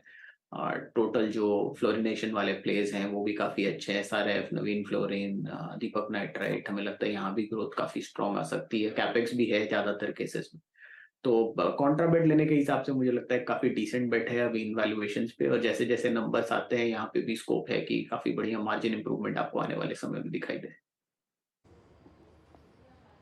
ओके, ये आपने केमिकल स्टॉक्स पे शरद जी का व्यू सुना। इस बीच अब एक काम करते हैं आज के जो 4 ट्रेड्स हैं जो आपका इंतजार कर रहे हैं वो स्क्रीन पे करके रखते हैं। सस्ता ऑप्शन राजेश पालवे जी एक्सिस सिक्योरिटी से आज ये बताएंगे, उसके बाद आज का फिल्म सुपरस्टार राजेश सतपुते जी, उसके बाद 4 के चमत्कार मानस जी के सौजन्य से आएगा और मिड कैप फंडा शरद जी पिक करेंगे। राजेश जी अब एक काम करते हैं, क्योंकि स्विंग मार्केट्स में है निफ्टी डे हाई, अब इस ट्रेड को ले ही लेते हैं। आपका सस्ता ऑप्शन ट्रेड क्या पिक कर रहे हैं? अपोलो टायर पे नजर है। अपोलो टायर में अगर हम देखें तो पिछले 4 वीक का एक कंसोलिडेशन रेंज का ब्रेकआउट यहाँ पे होते हुए दिखा है। ऑटो एंसिलरी में एक अच्छा मोमेंटम बना हुआ है ऑलरेडी। अपोलो टायर पे यहाँ पे बाय करने की सलाह है, तो 395 की स्ट्राइक का कॉल ऑप्शन बाय करना है, जो कि करीब 10 रुपए 50 पैसे के आसपास अभी ट्रेड कर रहा है। हमें लगता है अपोलो टायर का ये मोमेंटम 405 410 की तरफ बढ़ेगा, तो ये कॉल ऑप्शन के टारगेट जो आना चाहिए करीब 16 रुपए से 18 रुपए तक की अपसाइड इस ऑप्शन में आते हुए दिख सकती है। तो 395 का कॉल ऑप्शन बाय करना है, 16 रुपए से 18 रुपए तक की अपसाइड के टारगेट के लिए स्टॉप लॉस रखेंगे करीब 8 रुपए के आसपास। ओके, अपोलो टायर्स 395 पर ये कि कॉल ऑप्शन भी आपके लिए एक सही विकल्प है। यकीन मानिए ऑटो में जो वाई एडिशन से लोअर लेवल पे बेहद शानदार। फिर चलते हैं राजेश सतपुते जी के पास आज के ट्रेड के लिए। राजेश जी का एफएनओ सुपरस्टार क्या पिक करेंगे आप राजेश जी? देखिए मेरी नजर है लार्सन एंड टुब्रो पे। एनआईटी का अगर आप स्ट्रक्चर देखें तो ये अपनी इंपॉर्टेंट रेजिस्टेंस पे खड़ा है, जो था करीबन 2960 का 2981, तो आप कह सकते हैं कि रेजिस्टेंस के पार चला गया। तो यहाँ पे देखिए एक शॉर्ट कवरिंग मुझे लगता है कि आना चाहिए करीबन 3000 1 सेकंड 3080, यस 3080 का टारगेट होगा। तो it's a buy in Larsen and Toubro. Your stop loss should be at 2950। LNT में तेजी वाला ट्रेड आ रहा है एफएनओ सुपरस्टार के रूप में। मानस, आप क्या स्पॉट कर रहे हैं चार्ट का चमत्कार? हर्षिता जी, आई थिंक मेटल में ध्यान देना चाहिए, क्योंकि मेटल में अच्छी खासी गिरावट देखने को मिली थी, लेकिन सबसे ज्यादा अंडर परफॉर्मेंस हमें जिंदल स्टील में देखने को मिला था। स्टॉक 200 मूविंग एवरेज के नीचे फिसला था, लेकिन आज जब रिकवरी देखने को मिली है तो ये 200 मूविंग एवरेज के ऊपर निकला है। आई थिंक एक रिट्रेसमेंट देखने को मिल सकता है, तो एक अपसाइड करेक्शन है जिसमें शायद 100 मूविंग एवरेज भी टेस्ट हो सकते हैं। करंट लेवल्स पे जिंदल स्टील में खरीदारी करने की राय रहेगी। 604 का आपको स्टॉप लॉस लगाना है और 625 के टारगेट्स पॉसिबल है जिंदल स्टील में। दोनों मैंने कैश लेवल्स बताए हैं। ऑप्शन में अगर ट्रेड लेना हो तो एट द मनी 610 वाला कॉल ऑप्शन लिया जा सकता है। 18 रुपए पे ट्रेड हो रहा है। 14 रुपीज का स्टॉप लॉस लगाइए यहाँ पर और 29 रुपीज के टारगेट सेट करिए। ओके, तो ये फिलहाल आपके लिए व्यू। जेएसपीएल 610 का कॉल लें या फिर सीधा 625 के लिए मौका तेजी का बन रहा है। शरद जी बताइए, मिड कैप फंडा। हमारा मिड कैप फंडा है clean science and technology company, speciality chemical की कंपनी है। कंपनी परफॉर्मेंस केमिकल्स बनाती है। आज के दिन ज्यादातर प्रोडक्ट्स में ये वर्ल्ड में नंबर 1 या 2nd पोजीशन में है जो प्रोडक्ट्स ये बनाते हैं उसमें। ये ग्रीन केमिस्ट्री पे ज्यादा फोकस करते हैं कि मर्जिंग टेक्नोलॉजी है जहाँ पे हम ज्यादातर मॉलिक्यूलर लेवल पे केमिकल प्रोडक्शन को कम पोल्यूशन वाला बनाने की कोशिश करते हैं। तो ग्लोबली काफी बढ़िया एक्सेप्टेंस है इनके प्रोडक्ट्स में। लगभग 70% एक्सपोर्ट्स हैं और लगभग 70% परफॉर्मेंस केमिकल से इनका रेवेन्यू आता है। कंपनी ने करीब HAL एक प्रोडक्ट पे लगभग 500-600 करोड़ का कैपेक्स किया है, करेगी आने वाले समय में, जिसका फायदा मिलना चाहिए। इसके अलावा ज्यादातर प्रोडक्ट्स में उन्होंने अक्रॉस द बोर्ड कैपेक्स कर रखा है। तो हमारा ये मानना है कि जैसे जैसे ये कैपेक्स प्ले आउट करता है और केमिकल्स में मूड में भी थोड़ा सुधार आता है, क्योंकि ऑयल के डेरिवेटिव्स इनके रॉ मटेरियल हैं, तो वहाँ पे भी प्रेशर थोड़ा जैसे जैसे ईज होता है वहाँ पे भी मार्जिन इंप्रूवमेंट हो सकती है। पिछले 1-2 क्वार्टर्स में 70% की ग्रॉस मार्जिन से घट के लगभग 49% के आसपास आई है, बट फिर भी काफी हेल्दी है। 200-250 करोड़ का कैश बैलेंस है और कंपनी लगभग 250-300 करोड़ का फ्री कैश फ्लो सालाना जनरेट करेगी, तो ज्यादातर कैपेक्स फ्री होना चाहिए, कोई ऐसा डेट लोड इनको आना नहीं चाहिए 300-400 करोड़ तक के कैपेक्स में। हमारा ये मानना है कि नंबर्स के टर्म्स में कंपनी में ग्रोथ काफी स्ट्रांग रहेगी। FY24 में तो सबड्यूड रह सकता है, बट FY25 में हम ये उम्मीद कर रहे हैं कि 25-26 में 35 से 40% जैसी ग्रोथ रहनी चाहिए अर्निंग्स में, और टॉप लाइन में भी सिमिलर ग्रोथ आपको देखने मिलनी चाहिए। थोड़ा रॉ मटेरियल प्रेशर ईज होता है, मार्जिन इंप्रूवमेंट होता है, वो एडिशनल बफर हो सकता है। तो हमें लगता है FY25 में कंपनी लगभग 40 से 45 रुपए के आसपास की अर्निंग्स रिपोर्ट करेगी, और 40 टाइम का मल्टीपल आसानी से मिल जाना चाहिए जैसे इनकी लॉन्ग टर्म ग्रोथ ट्रेजेक्ट्री है। तो 1600 रुपए के लक्ष्य के हिसाब से clean science technology. Clean science आता हुआ रेडार पर बाय साइड का ट्रेड। चलिए फटाफट से मैं रैप कर रही हूँ जो भी सौदे हमारे जानकारों ने आपके लिए आइडेंटिफाई किए हैं। पहला सस्ता ऑप्शन 395 का अपोलो टायर वाला कॉल राजेश पालविया ने पिक किया, 10 रुपये 85 पैसे पर है। इनका टारगेट पहले 16 और फिर 18 रहेगा। स्टॉप लॉस आप 8 पर लगाइएगा। राजेश सातपुते ने LNT पिक किया है एफनो सुपरस्टार में, 3080 का टारगेट और 2950 आपके लिए स्टॉप लॉस का लेवल है। JSPL पर बुलिश है, मानस 625 का टारगेट इनका और 604 का stop loss. Clean and science अभी अभी दिया शरद अवस्थी ने। अच्छा, एक दो ट्रेड्स आपकी स्क्रीन पर लेकर आते हैं जहां पर थोड़ा सा इंटरेस्टिंग मूव देखने को मिला है। Cement counters, Veeru in fact mention कर रहे थे कुछ सीमेंट काउंटर्स का जहां पर OI एडिशन अच्छा खासा देखने को मिला है। आज का तो बड़ा ट्रेड JK सीमेंट है, नंबर्स के बाद 8% ऊपर काउंटर, 28% का OI एडिशन, और इसके पीछे इंडिया सीमेंट जैसे ट्रेड्स चल पड़े हैं। आप रैमको देखिए, उसमें खरीदारी बनती हुई। कल श्री के नतीजे आएंगे, वहां पर भी तेजी की पोजीशन है। ACC, अंबुजा, अल्ट्राटेक सब में खरीदारी की पोजीशंस। लेकिन आज का आउट परफॉर्मर अमित, ये जो JK सीमेंट है, अब बताइए यहाँ से आगे ये ट्रेड अगर किसी ने बढ़ाना है तो क्या लेवल्स आ सकते हैं? जी अच्छा मैम, अगर इसका हम स्ट्रक्चर देखें तो इसका रेजिस्टेंस लगभग 3500 के लेवल्स के आसपास आता है। जिस हिसाब से आज हमने इसमें एक गैप के साथ प्राइस एक्शन देखा और वॉल्यूम बिल्डअप देखा है, तो फ्रेश पोजीशन तो नहीं एडवाइस करूंगा, लेकिन जो इसमें बने हुए हैं बने रहे विद स्टॉप लॉस ऑफ 3350, और स्ट्रक्चर देख के आशा करता हूँ कि कल तक इसमें 3500-3550 के प्राइसेस पॉसिबल है JK सीमेंट में। राजेश सातपुते, सीमेंट स्पेस में कुछ नया ट्रेड आप पिक कर रहे हैं बियॉन्ड JK? हाँ हर्षदा जी, देखिए अगर आप ओवरऑल स्ट्रक्चर देखें तो सीमेंट में बढ़िया है। देखिए अल्ट्राटेक तो हमारी हमेशा बात होती है। रैमको की अभी जो वीरेन ने बात की, ग्रासिम जो सुबह मैंने पिक किया था, इसके चलते अगर आप सामने देखें तो एक मुझे लगता है कि थोड़ा सा आप मोमेंटम जो है वो घूमने वाला जो मोमेंटम है वो नजर मेरी है अंबुजा पे। अगर आप अंबुजा का स्ट्रक्चर देखें तो यहाँ पे 410 के आसपास का लो यहाँ पे जो बना था, that was a heavy sell, और जैसे ही अंबुजा मुझे लगता है 425 के ऊपर चला जाएगा, उसके बाद यहाँ पे शॉर्ट कवरिंग तेज होगी। इन दैट केस इसका टारगेट बनता है कम से कम 455 टू 460। तो एक नजर आप अंबुजा पे रखें, लेकिन स्ट्रक्चर अगर देखना है तो सबसे बढ़िया स्ट्रक्चर है Ramco, UltraTech and Grasim. Okay, cement space पे बात काफ़ी हुई। एक बार ज़रा दो स्टॉक्स और लेके आइए जो कि इस वक्त पेन में है। इनफैक्ट अगर आप जाएं USL और UBL को देखें, USL आपकी स्क्रीन पे बैकफुट पे आके ट्रेड कर रहा है, बट क्योंकि ये इसकी ऑल टाइम हाई ट्रेजेक्ट्री है, इसका ये बिहेवियर एक्सेप्टेबल है और ये अमूमन इसका बिहेवियर है। ये फर्स्ट हाफ के गेंस को अमूमन सेकेंड हाफ में सरेंडर कर देता है। बट UBL को देखिए, UBL में एक क्लासिकल रिवर्सल है। आज पिछले 4-5 सेशन की रेंज टूट गई, 10 डेमा टूट गया, 20 डेमा टूट गया, डे लो पर। मानस, आपकी रीडिंग UBL पे किसी ट्रेड को पिक कर पा रही है क्या? देखिए UBL 20 डे मूविंग एवरेज के नीचे ट्रेड करने लगा है, लेकिन अब यहाँ पर अगर आप देखेंगे तो शॉर्ट करने की राय नहीं रहेगी, क्योंकि 1580 से लेकर 1550 की रेंज में मल्टीपल सपोर्ट दिखते हैं। बट खरीदारी नहीं करनी है, इस गिरावट पे खरीदारी मत करिए, लेकिन शॉर्ट करने की राय नहीं रहेगी। शायद यहाँ पे आपको 30-40 रुपए का डाउनसाइड देखने को मिल सकता है, तो वेट करेंगे। अगर लो लेवल पे सपोर्ट लेगा, कोई रिवर्सल के साइन देखने को मिलेंगे, तब खरीदारी करेंगे।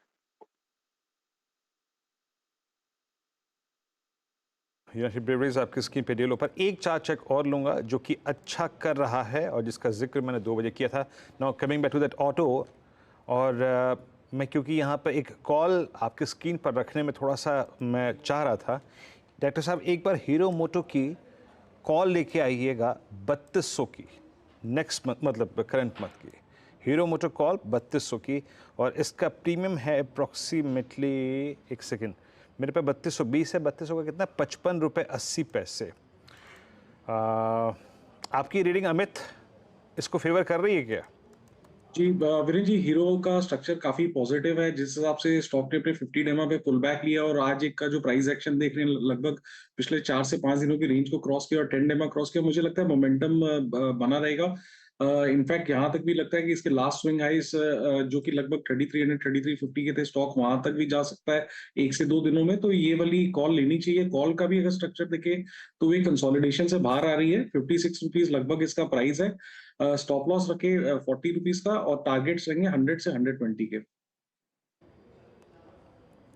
जी हाँ, 5580 पे ट्रेड करते हुए हीरो मोटर का डे हाई पर है। जब हम 2 बजे की कमेंट्री में जिक्र कर रहे थे, पहला स्टॉक पिक किया था उस वक्त था करीब 3176 पे, ना डे हाई ये रोलिंग फ्यूचर्स पे करीब 3191 पे ट्रेड करता हुआ। खैर इस ऑप्शन को दोबारा एक बार देखेंगे इसका प्रीमियम, लेकिन यहाँ पे थोड़ा सा अर्निंग्स पे फोकस करते हैं। अब आने वाले नंबर्स पे 3 नंबर्स से बातचीत करेंगे, Trent all time high, power grid और दीपक नाइट्राइट। अब चर्चा शुरू करते हैं दीपक इंडिया से, नाइट्राइट से।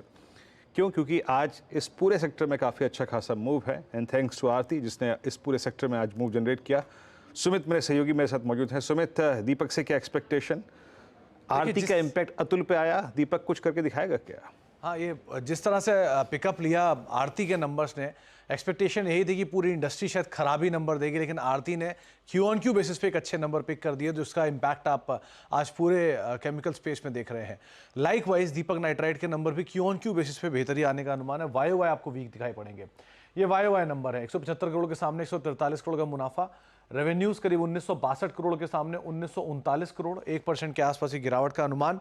मार्जिन 12%, 13.5-14% के सामने मार्जिन आएंगे और एबिटा करीब 271 करोड़ से घटकर 235 करोड़ वाई वाई बेसिस पे 13% गिरने का अनुमान है। ये वाई वाई बेसिस पे नंबर है। क्यू ऑन क्यू ये नंबर आपको बढ़िया पिकअप करते हुए दिखाई पड़ेंगे और क्यू ऑन क्यू इनके जो सभी सेगमेंट हैं, जैसे कि एडवांस, इंटरमीडियरी और फिनोलिक, ये दोनों बिजनेस के अंदर एक अच्छी ग्रोथ आने का अनुमान क्यू ऑन क्यू बेसिस पर आप मानकर चल सकते हैं। यहाँ मार्जिन भी एक्सपैंड होंगे इन दोनों सेगमेंट के। इसके अलावा जो कंपनी के जो एसीटोन स्प्रेड्स हैं वो गिरे हैं, इसका इंपैक्ट आप वाई वाई बेसिस पे आता हुआ देखेंगे। ओमान सब्सिडरी की परफॉर्मेंस कैसी रहती है इसके ऊपर नज़र रखी जाएगी, कैसा केपेक्स है इनका इसके ऊपर नज़र रखी जाएगी, और साथ साथ कमोडिटी के प्राइसेस को कितना हद तक ये एब्जॉर्ब कर चुके हैं जो वोलेटिलिटी थी, और second half of financial year के लिए आउटलुक क्या है, डिमांड कैसी है, क्योंकि एक अनुमान ये भी है कि जो एक्स्ट्रा डंपिंग हो रही थी वो अब बहुत हद तक रुक गई है। तो ये किस तरह की चीज़ें हैं जो इंडस्ट्री पर्सपेक्टिव से इसके ऊपर बातचीत होगी, लेकिन क्यू ऑन क्यू एक बढ़िया नंबर दीपक नाइट्राइट में आप एक्सपेक्ट करके चल सकते हैं। दीपक नाइट्राइट में एक बढ़िया नंबर एक्सपेक्ट किया जा सकता है। पालविया साहब कोई ट्रेड लेंगे क्या प्री नंबर्स? वैसे भी सेक्टर में काफी एक्शन है। तो बिल्कुल अर्चना जी, आज पूरे सेक्टर में एक मोमेंटम तो बना और दीपक नाइट्राइट में भी देखें तो एक अच्छी रिकवरी बनी है।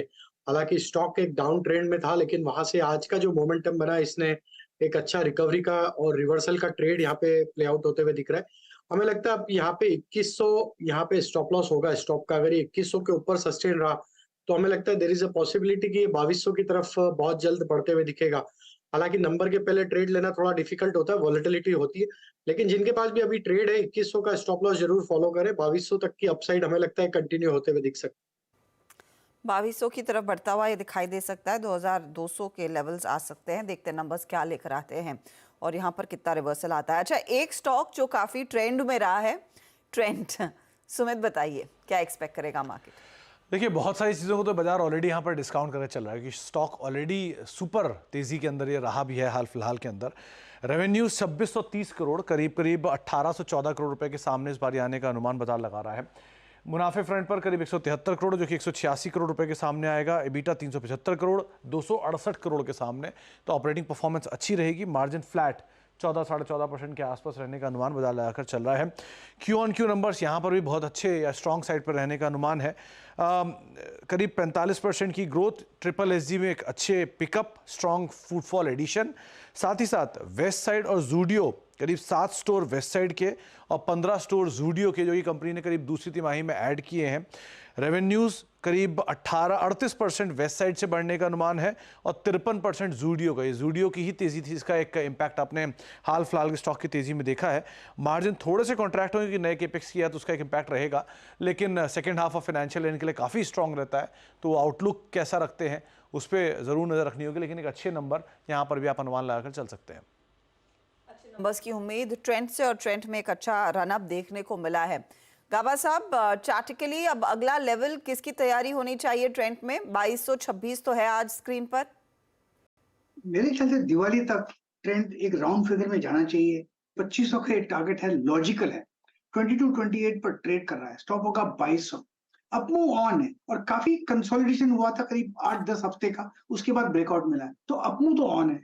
मेरे ख्याल से अपमूव मिलना चाहिए। 2300 फर्स्ट टारगेट रहेगा, फिर 2400, फिर आहिस्ता देखेंगे कहाँ जाता है, लेकिन दिवाली तक एक अपमूव मिलना चाहिए ट्रेंड, बिल्कुल। ट्रेंड में 2500 की तरफ बढ़ता हुआ ये काउंटर। अब बिग बॉय पावर ग्रिड की बात हो जाए, क्या एक्सपेक्ट कर रहा है सुमित बाजार? देखिए, पावर ग्रिड के केस में एक बड़े केपेक्स की रिक्वायरमेंट या फिर केपेक्स की उम्मीद यहाँ पर लगाकर बाजार चल रहा है, लेकिन कुछ नंबर्स की पहले बात करते हैं। स्टैंड लोन बेसिस पे 11,945 करोड़ ये एक रेवेन्यू का नंबर और 3897 करोड़ ये एक प्रॉफिट का नंबर, जो कि बाजार अनुमान लगा रहा है 3600 करोड़ रुपए के सामने। मार्जिन 86-86%, 84% के सामने, और इबीटा करीब करीब 8,958 करोड़, 10,300 करोड़ रुपए के आसपास का नंबर आने का अनुमान है। 8,958 के सामने 15% की बढ़त। केपेक्स एक बड़ा FY32 तक करीब करीब 1.5 लाख करोड़ या फिर आप कह लीजिए 2.25 लाख करोड़ रुपए के आसपास का केपेक्स वहां पर होगा। कंसल्टेंसी बिजनेस की तरफ से थोड़ा स्लगिश नंबर। कैपिटलाइजेशन टारगेट इस साल का करीब 8,800 करोड़ रुपए के आसपास का है। स्मार्ट मीटरिंग इंफ्रा कारोबार में कंपनी वैसे भी केपेक्स कर रही है, तो उस कारोबार को लेके कंपनी क्या कमेंट्री रखती है, ये part important. Plus telecom business ये कैसा परफॉर्म करके जाता है, कंसीडरिंग कि जियो के और भारती के नंबर अच्छे आए हैं, तो वो नंबर्स का इंपैक्ट है, टेंडेंसी का किस तरह का रिएक्शन यहाँ पर आता हुआ दिखाई पड़ता है। तो ये 2-3 चीज़ें जिनको आप कीनली वॉच करेंगे। इसके अलावा इंफ्रा और O&M ये दोनों बिजनेस के ऊपर भी कैसे कंपनी अपने गाइडेंस देती है, इसके ऊपर आप नजर रखेंगे, लेकिन नंबर बेटर साइड पे YOY बेसिस पे आप एक्सपेक्ट कर चल सकते हैं। पावर ग्रिड की एक्सपेक्टेशंस है। मानस, एक क्विक टेक चेक बताइए।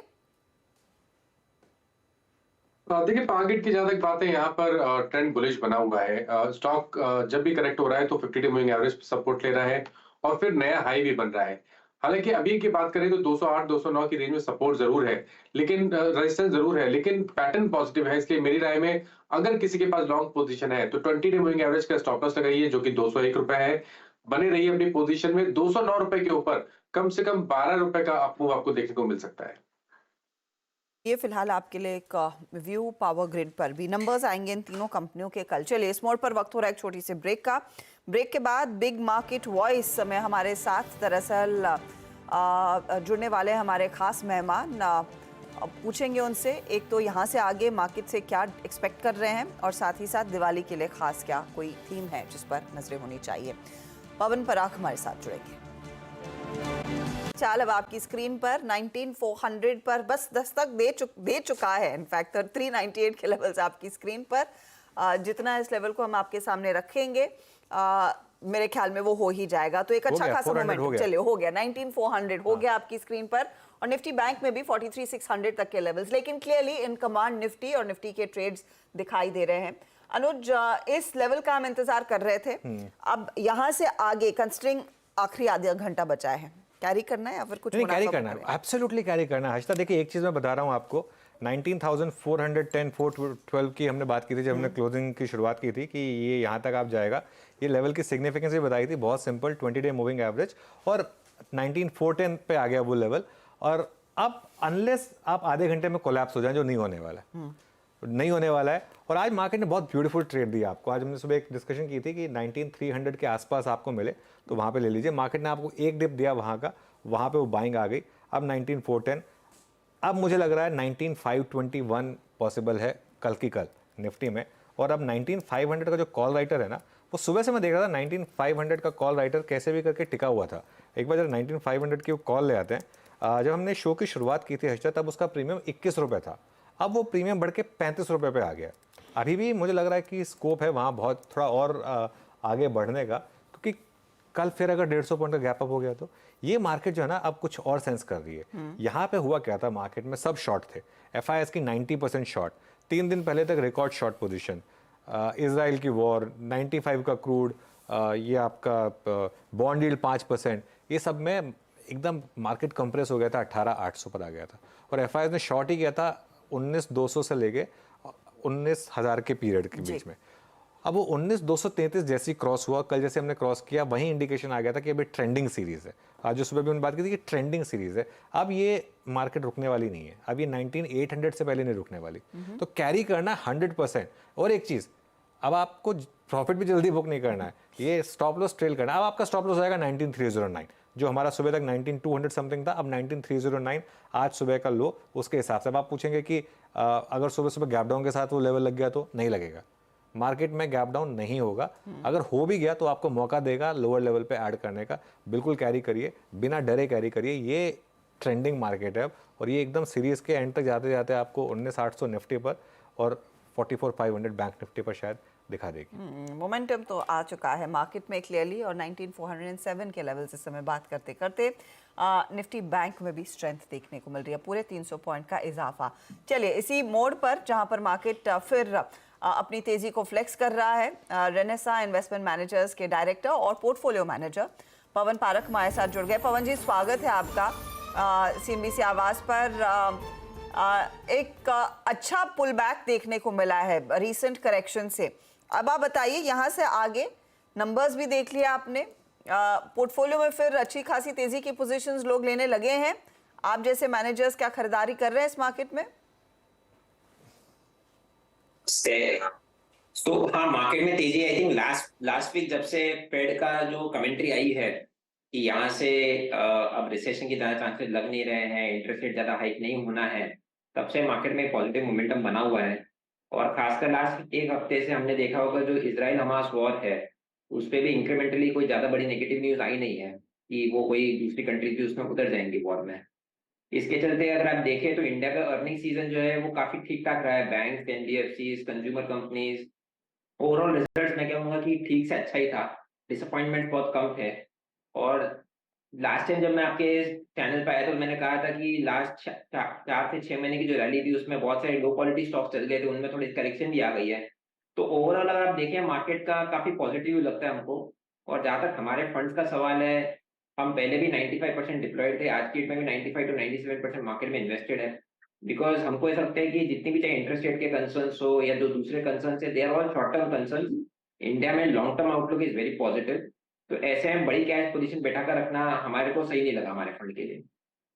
ओके, तो पवन जी गुड आफ्टरनून। इस समय आप की पोर्टफोलियो अप्रोच क्या है, कहाँ पर आप सबसे ज्यादा ओवरवेट है? राइट, नमस्ते। तो हम जो है डोमेस्टिक स्टोरीज जो है उसमें हम ज्यादा ओवरवेट हैं। तो जैसे for example we are very positive on auto sector. हमको ऐसा लगता है कि ऑटो सेक्टर में अभी भी रिवाइवल आना बहुत बाकी है। पीवीज और सीवीज ने अच्छा किया है पर टू व्हीलर्स में अभी भी तेजी बाकी है, तो ऑटो सेक्टर हमको काफी अच्छा लगता है। We are around the festive season, तो हम कंज्यूमर डिस्क्रिशनरी थीम्स पे काफी पॉजिटिव है। एंड उसके अलावा ये जो मेक इन इंडिया है, इस पे जो इलेक्ट्रॉनिक्स मैन्युफैक्चरिंग है, इस पे हम काफी पॉजिटिव है। एंड लास्टली बिकॉज इंडिया में जो भी ग्रोथ आ रही है लास्ट 5 से 6 साल में, एक्सेप्ट फॉर रिन्यूएबल, ज्यादा इंडिया में पावर कैपेसिटी एडिशन हुआ नहीं है।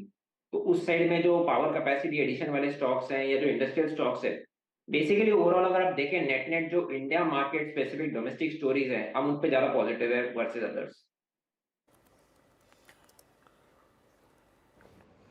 ओके, एग्जैक्टली आप सीमेंट को कहाँ प्लेस करेंगे? आई मीन आप हमारे साथ इस बातचीत में इस वक्त मौजूद हैं और अभी हम एक मैनेजमेंट से मुखातिब हो भी रहे थे सर।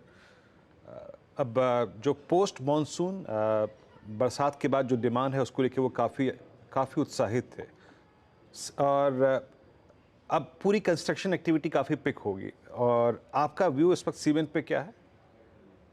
सीमेंट पे हमारा काफी पॉजिटिव व्यू है। सीमेंट को हम इंफ्रास्ट्रक्चर थीम के अंदर ही देखते हैं और जहां आप देखें इंफ्रास्ट्रक्चर अच्छा कर रहा है, उसके अलावा रियल एस्टेट जो है, रियल एस्टेट लास्ट 2 साल से अच्छा कर रहा है। और उस 2 साल के पहले रियल एस्टेट एक 15 साल के बड़े बेयर मार्केट साइकिल से बाहर आया है।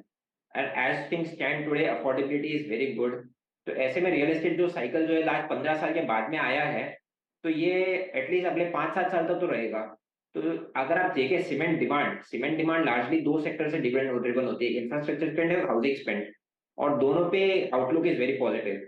उसके अलावा आप देखें तो इंटरमीडिएटली लास्ट 3 से 6 महीने में इन कंपनीज को थोड़ा कॉस्ट प्रेशर आया था।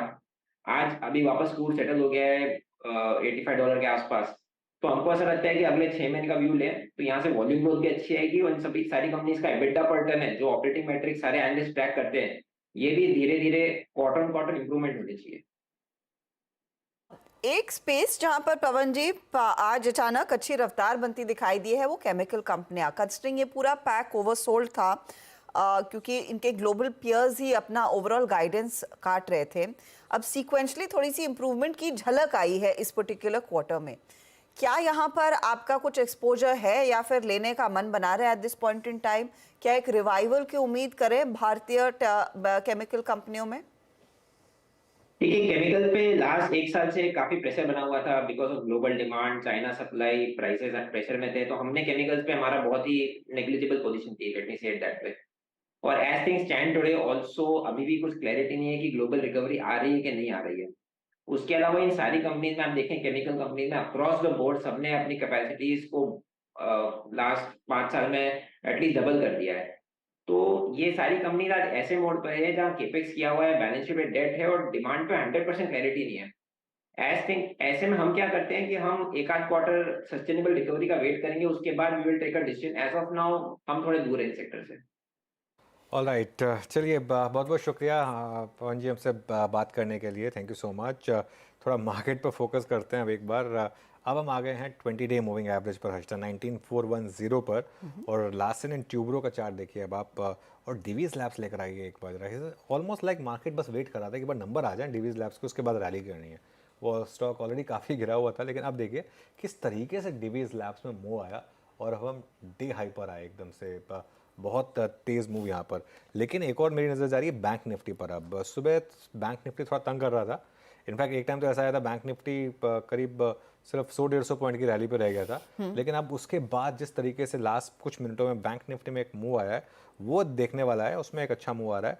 और 2 wheelers, pharma, cement, across the board ICICI bank, I think ICICI bank में एक शानदार मूव आया आज था, उसने पिछले कुछ मिनटों में एक इस निफ्टी और बैंक निफ्टी दोनों में जान भरी। फिर से वही बात जो मैंने अभी कही थी थोड़ी देर पहले कि बिल्कुल इस मार्केट में आपको 100% कैरी करना। अब इस मार्केट में अगर आप कैरी नहीं करेंगे ना तो मतलब कुछ गलती है आपकी ट्रेडिंग अप्रोच में, क्योंकि मार्केट चीख के कह रहा है मुझे कैरी करना। एक्चुअली कि जहाँ पर एक मौका है तेजी के पोजीशंस आगे ऐड करें, लेकर जाएं। अच्छा, डीवीज लैब पर एक फटाफट पर्सपेक्टिव ले लेते हैं। जिस तरह की तेजी बनती दिखाई दी है अमित, अब ये जो मूव आया है कंसिडरिंग डे लो से ठीक है 3295 से घूमकर 3500 के बियॉन्ड आता हुआ, आई थिंक वो कॉन कॉल में कुछ आइडेंटिफाई किया गया है आगे के आउटलुक को लेकर, उसके बाद ये तेजी बनी है। लेकिन आप पहले ट्रेड दीजिए। जी definitely stock is touching the 200 DEMA, और जिस हिसाब से मोमेंटम और प्राइस है, मुझे लगता है कि 3475 के स्टॉप लॉस के साथ बने रहना चाहिए। 3600 पॉसिबल है, तो अच्छा मोमेंटम है, बने रहा, इसमें स्टॉक में एक पोजीशन बनानी चाहिए। का मौका क्लियरली बनता दिखाई दे रहा है। कंपनी बेसिकली कह रही है कि कॉम्प्लेक्स अमीनो एसिड प्रोडक्ट्स में अब मौका है। ये इकलौता प्लेयर है चाइना के बाहर, तो वहाँ पर अच्छी खासी अपॉर्चुनिटी देखने को मिलेंगी। वॉल्यूम ट्रेंड जेनरिक एपीआई में अच्छी मजबूत है, लेकिन कुछ प्राइसिंग प्रेशर रेवेन्यू पर दबाव बना सकते हैं, जो सब जानते हैं उसमें कुछ नई बात नहीं है। और 2 बड़े कस्टम सिंथेसिस प्रोजेक्ट्स अब पूरे फुल स्केल हो चुके हैं, वहाँ से भी मैं अनुमान लगा रही हूँ कि कुछ तेज़ी आएगी, क्योंकि वो एक बिग फार्मा को ड्राइव करने वाला कंपोनेंट है, जहाँ पर शायद कंपनी की अर्निंग्स में और मजबूती बनती दिखाई दे सकती है। ये फिलहाल आपके लिए वो ट्रेड। चलिए एक और ट्रेड आपकी स्क्रीन पर लेकर आते हैं जहाँ पर इस घंटे अच्छी तेज़ी बन रही है। पावर ग्रिड का हमने कुछ देर पहले ही जिक्र किया था, अब 208 के लेवल्स आ चुके हैं, यहाँ पर आधे % की और तेज़ी। और M&M जैसे काउंटर्स अनुज वैसे भी मेंशन कर रहे थे आईसीआईसीआई बैंक। काबा साहब, एक बार आईसीआईसीआई बैंक पर एक टेक्निकल चेक हो जाए, कंसिडरिंग ये इनफैक्ट इस समय नई तेजी को जोड़ रहा है ओवरऑल निफ्टी बैंक के परफॉर्मेंस में भी। आईसीआईसीआई बैंक को देखकर लगता है कि कल बैंक निफ्टी ऊपर होगा। 945 पर ट्रेड कर रहा है, स्टॉप होगा करीब 940 का, ज्यादा नहीं। अब मूव ऑन है, ब्रेकआउट मिला और ब्रेकअवे गैप है, कहेंगे इसको। नेक्स्ट लॉजिकल टेक्निकल टारगेट 960 के होने चाहिए, मुझे लगता है वहां तक जा ही रहा है, matter of time. It's a buy even now for BTST. Okay, ICICI Bank strong move, Nifty at day high, और फाइनली आप 19400 के कॉल राइटर के ऊपर बैंक निफ्टी भी। अनुज, आज सुबह निफ्टी चल रहा था और निफ्टी आईटी मूव दे रहा था, और निफ्टी आईटी ने जब डिप लिया तो निफ्टी भी बैकफुट पे आया। अब हम ये सारी की सारी तेज़ी का कुछ अंश शॉर्ट कवरिंग को दे रहे हैं, कुछ अंश हम यूएस मार्केट को दे रहे हैं। अब हम इस वक्त निफ्टी आईटी को कैसे रीड करें, क्योंकि इस अर्निंग सीजन के शुरू होने से पहले हमें 33,300 पे ये इंडेक्स मिल रहा था और पोस्ट अर्निंग हमको ये मिल रहा है करीब करीब 30,200 पे, अभी भी हार्डली 30,900 पे है। आज 100 डिमा को क्रॉस कर रहा है। आईटी कितना बढ़िया रिस्क रिवॉर्ड रेशो होल्ड करता है? ओह एब्सोल्युटली, आई थिंक आईटी ने यहाँ पर एक डबल बॉटम बनाया है वीरू। एक इंडेक्स बता रहा है आपको ये, अगर आप देखें इसका कि एक इसने एक तरीके का यहाँ पर एक डबल बॉटम बनाया है और आप यहाँ से आईटी मूव करेगा मेरे ख्याल से यहाँ से सब कुछ चलेगा वीरू। यहाँ से ना मार्केट की एक बेसिक थीम है, अभी भी मार्केट हेविली नेट शॉर्ट है और वहाँ से एक अच्छा मूव आएगा और एक ऑब्वियसली उसको आईटी भी लीड करेगा। रिलायंस भी मुझे लग रहा है कि थोड़े से साइन दिखा रहा है एक बॉटमिंग आउट के। तो मार्केट में जो बड़े स्टॉक्स हैं ना, जो मैं डिस्कस कर रहा था आज सुबह सुबह भी, कि जिनके वेट सबसे ज़्यादा हैं, जो सबसे कम चले हैं, अब मेरे ख्याल से उनका टाइम आ गया। क्लियरली ऐसा लग रहा है उनको देख के। इनफैक्ट सिंस आपने आईटी की बात की, मानस आईटी इंडेक्स पर आपका क्या व्यू बन रहा है? किसी लार्ज कैप आईटी स्टॉक पर कोई व्यू होगा आपका? देखिए, लार्ज कैप आईटी स्टॉक की सीधे बात कर लेते हैं तो इन्फी पे खरीदारी करने की राय है। ये हमने अपने क्लाइंट्स को भी थोड़ी देर पहले रिकमेंड किया है। रिवर्सल के साइन क्लियरली दिख रहे हैं। 1360 1350 की रेंज में एक बेस बना है। अब आज stock higher top higher bottom बनाने लगा है। 20 डे मूविंग एवरेज के आसपास ट्रेड कर रहा है। मेरा समझना है कि इसको इस बार ये करीब 1430 की तरफ जाने की कोशिश करेगा। आई थिंक एक पोजीशन ट्रेड लीजिए जो आने वाले 3 से 4 दिनों के लिए रहेगा। 1384 का स्टॉप लॉस लगाइए और 1430 के टारगेट सेट करिए। ओके, चलिए फिर अब एक काम करते हैं, एक बार जरा डीलिंग रूम का जायजा ले लेते हैं और सबसे पहले यतिन के पास चलते हैं और जानते हैं क्या फीडबैक मिल रहा है। Yatin, good afternoon. Good afternoon. Feedback तो बढ़िया है क्योंकि मार्केट में काफ़ी अच्छी प्री दिवाली पार्टी चल रही है और कोल इंडिया की बात करें तो ये एक स्टॉक है जहां डीलर्स काफ़ी बुलिश हैं।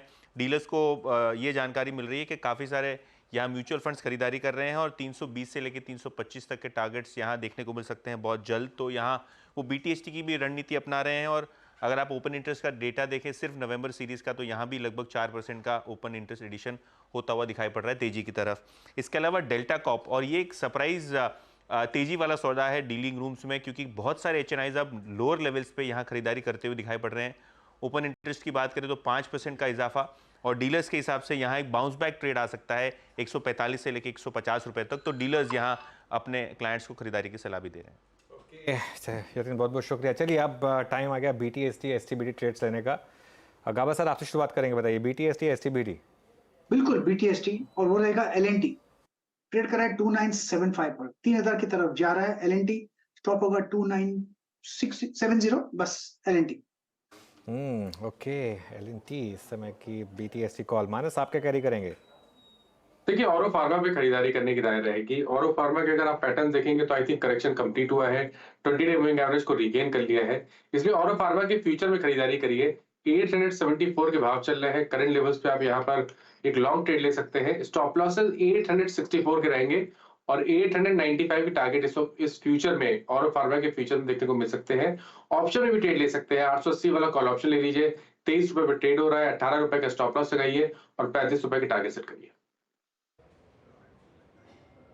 ओके, और फार्मा। और अमित सेठ जी, आपका ट्रेड क्या रहेगा? विनय जी, मैं इंडसइंड बैंक कैरी करूंगा। 1470 लगभग इसका प्राइस है। स्टॉक अपने सारे मूविंग एवरेजेस के ऊपर ट्रेड कर रहा है। इसके टारगेट्स रहेंगे लगभग 1500 का और स्टॉप लॉस रहेगा 1455 का। राजेश सातपुते जी, बताइए आपका ट्रेड। विशाल जी, देखिए मैं एबीबी लेके जाऊंगा। मुझे लगता है कि एबीबी का जो स्ट्रक्चर है, मुझे लगता है एक बेहतरीन स्ट्रक्चर है। सो लार्सन ने 2 पहले बात की थी, तो नाउ एबीबी जिसका टारगेट होगा 4300 का, तो it's a buy in ABB. Your stop loss should be at 4190, 4190 के स्टॉप लॉस के साथ लॉन्ग करे। पहला टारगेट होगा 4300। कोई आईटी स्टॉक नहीं लेके जा रहा है। इंटरेस्टिंगली सारे आईटी स्टॉक्स डे हाई पर सर्च कर रहे हैं इस समय। TCS देखिए आप एक बार, इन्फोसिस देखिए, टेक महिंद्रा देखिए, सारे के सारे स्टॉक्स इस समय डे हाई पर आपको काम करते हुए दिखाई देंगे। और इन्फोसिस में देखिए खास तौर से क्या शानदार मूव आ रहा है इन्फोसिस में इस समय। ब्यूटीफुल सेटअप इस समय यहाँ पर। राजेश पालवे जी, आपकी BTST ट्रेड क्या होगी? अनुज जी, BTST में स्टॉक पसंद आ रहा है। भारत फोर्ज का स्टॉक में एक नैरो प्राइस रेंज का, पिछले 7-8 दिन के एक नैरो प्राइस रेंज का ब्रेकआउट आज के सेशन में देखने को मिला। काफी इंकरेजिंग वॉल्यूम एक्शन यहाँ पे बनते हुए दिखिए। जिस तरीके से stock of 50 day moving average को भी पेनिट्रेट कर रहा है, हमें लगता है भारत फोर्ज यहाँ से बाय किया जा सकता है BTST में। 1115 1120 तक के अपसाइड के टारगेट हमें लगता है आते हुए दिख सकते। स्टॉप लॉस होना चाहिए करीब 1065 के आसपास। ओके, तो ये फिलहाल आपके लिए भारत फोर्ज वाला ट्रेड। लेकिन मानस, नजर गई है क्या एनआईटी प्लेज में, क्योंकि एक बहुत पावरफुल सर्ज आता हुआ इन्फी जो अनुज मेंशन कर रहे थे, आप एलटीआई माइंट्री देखिए, एचसीएल टेक देखिए, सब में निच लेवल से एक बहुत इंटरेस्टिंग डेवलपमेंट तेजी वाला। तो बिल्कुल देखिए, आईटी में मैंने जैसे पहले मेंशन किया कि इन्फी सबसे बढ़िया लग रहा है और ये मैंने अपने क्लाइंट्स को भी रिकमेंड किया है। उसके अलावा अगर हम बात करें तो आई थिंक टेक महिंद्रा पे जरूर ध्यान रखिए। देखिए यहाँ पर भी एक ब्रेकआउट देखने को मिला है, हाई टॉप्स हाई बॉटम्स का कंफर्मेशन मिला है, 1137 के ऊपर निकला है। तो अब जो नए टारगेट होंगे वो 1180 के आसपास के होंगे। तो टेक महिंद्रा में भी खरीदारी करने की राय रहेगी, 1130 का आपको स्टॉप लॉस लगाना है। ओके, टेक महिंद्रा में आपको खरीदारी करनी है। रिलायंस लेकर आइए अब एक बार ज़रा, और आईटीसी, और इनफैक्ट सारे के सारे वो स्टॉक्स जो आज एक इस ऋतिक बास्केट में आते हैं ना हर्षदा, अब आप देखिए सिर्फ एक एचडीएफसी बैंक को छोड़ दीजिए, बाकी सारे डे हाई पर। रिलायंस डे हाई पर, इन्फोसिस डे हाई पर, और उसके अलावा आईसीआईसीआई बैंक डे हाई पर, टीसीएस डे हाई पर। तो क्लियरली यहाँ पर इन सब स्टॉक्स में अच्छा खासा मोमेंटम है। लेकिन मेरे ख्याल से कंट्रीब्यूशन देखिए एक बार, आप देखिए इन्फोसिस कहाँ जा रहा है इस समय कंट्रीब्यूशन में। धीरे धीरे करके इन्फोसिस एक एक करके एक पायदान ऊपर जा रहा है इस समय, और अब इस स्क्रीन में दिखाई नहीं देगा आपको, लेकिन मुझे लग रहा है धीरे धीरे अगर क्लोजिंग तक यही मामला रहा तो वो भी शायद आ जाएगा टॉप कंट्रीब्यूटर्स की लिस्ट में। यहाँ पर अच्छा मूव इस समय। उसके अलावा और 2-3 स्टॉक्स जहाँ पर इस समय आपको अच्छे मोमेंटम दिखाई देंगे, उसमें एक बार आरती इंडस्ट्रीज वापस लेकर आइए। अब वो टेम्प्रेरी फ्रीज के ऊपर ट्रेड करने को तैयार है ये स्टॉक। ये मुझे लग रहा है कि काफ़ी इंटरेस्टिंग इस सीरीज़ का शायद one of the stocks of the series हो सकता है। सो हमने डिस्कस किया था कि स्टॉक ऑफ द डे होगा, लेकिन वो तो खैर ऑब्वियस था, लेकिन जिस तरीके का पैटर्न बन रहा है यहाँ पर आज, इसके डिलीवरी वॉल्यूम्स काफ़ी इंटरेस्टिंग होंगे। देखते हैं किस तरीके के डिलीवरी वॉल्यूम्स रहते हैं। ये काफ़ी इंटरेस्टिंग है आज का प्राइस पैटर्न, बिल्कुल हाईएस्ट पॉइंट पर बंद हो रहा है डे के। जी हाँ, ये इनफैक्ट आज का सबसे बड़ा प्लेयर है इन पूरे केमिकल काउंटर्स में। ट्रेंड का हम जिक्र कर रहे थे कुछ देर पहले, और ट्रेंड इनफैक्ट मेरे ख्याल में आज एक और सत्र जो 52 वीक हाई पर ही बंद होता हुआ दिखाई देगा। न्यू लेवल्स ऑफ कोर्स इसने आज 52 हफ्तों के हाई इसके जड़े हैं। पालवे साहब, जाने से पहले कोई ट्रेड यहाँ पर लेना पसंद करेंगे? कल नतीजे आने वाले, जैसे हम कुछ देर पहले वैसे ही डिस्कस कर रहे थे। तो काफी स्ट्रॉन्ग अप ट्रेंड यहाँ पे बना हुआ है ट्रेंड में, और जिस तरीके से स्टॉक अपने हायर बैंड की तरफ ही ट्रेड करते हुए दिख रहा है, हमें लगता है यस लॉन्ग साइड का ट्रेड यहाँ पे रखना चाहिए।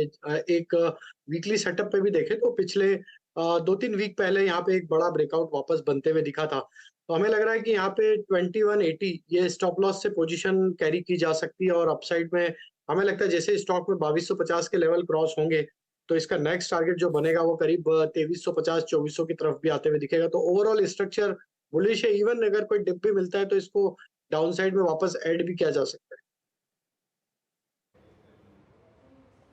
ओके, ट्रेंड 2227 पर अर्निंग से पहले, और अब एक काम करते हैं, जरा देखते हैं मार्केट की ब्रेथ को। हम कौन सी मार्केट, मतलब ये ब्रेथ एग्जैक्टली वही है जो आज सुबह थी, ये ब्रेथ एग्जैक्टली वही है जो शुक्रवार को क्लोज के वक्त थी, इंटैक्ट अभी तक।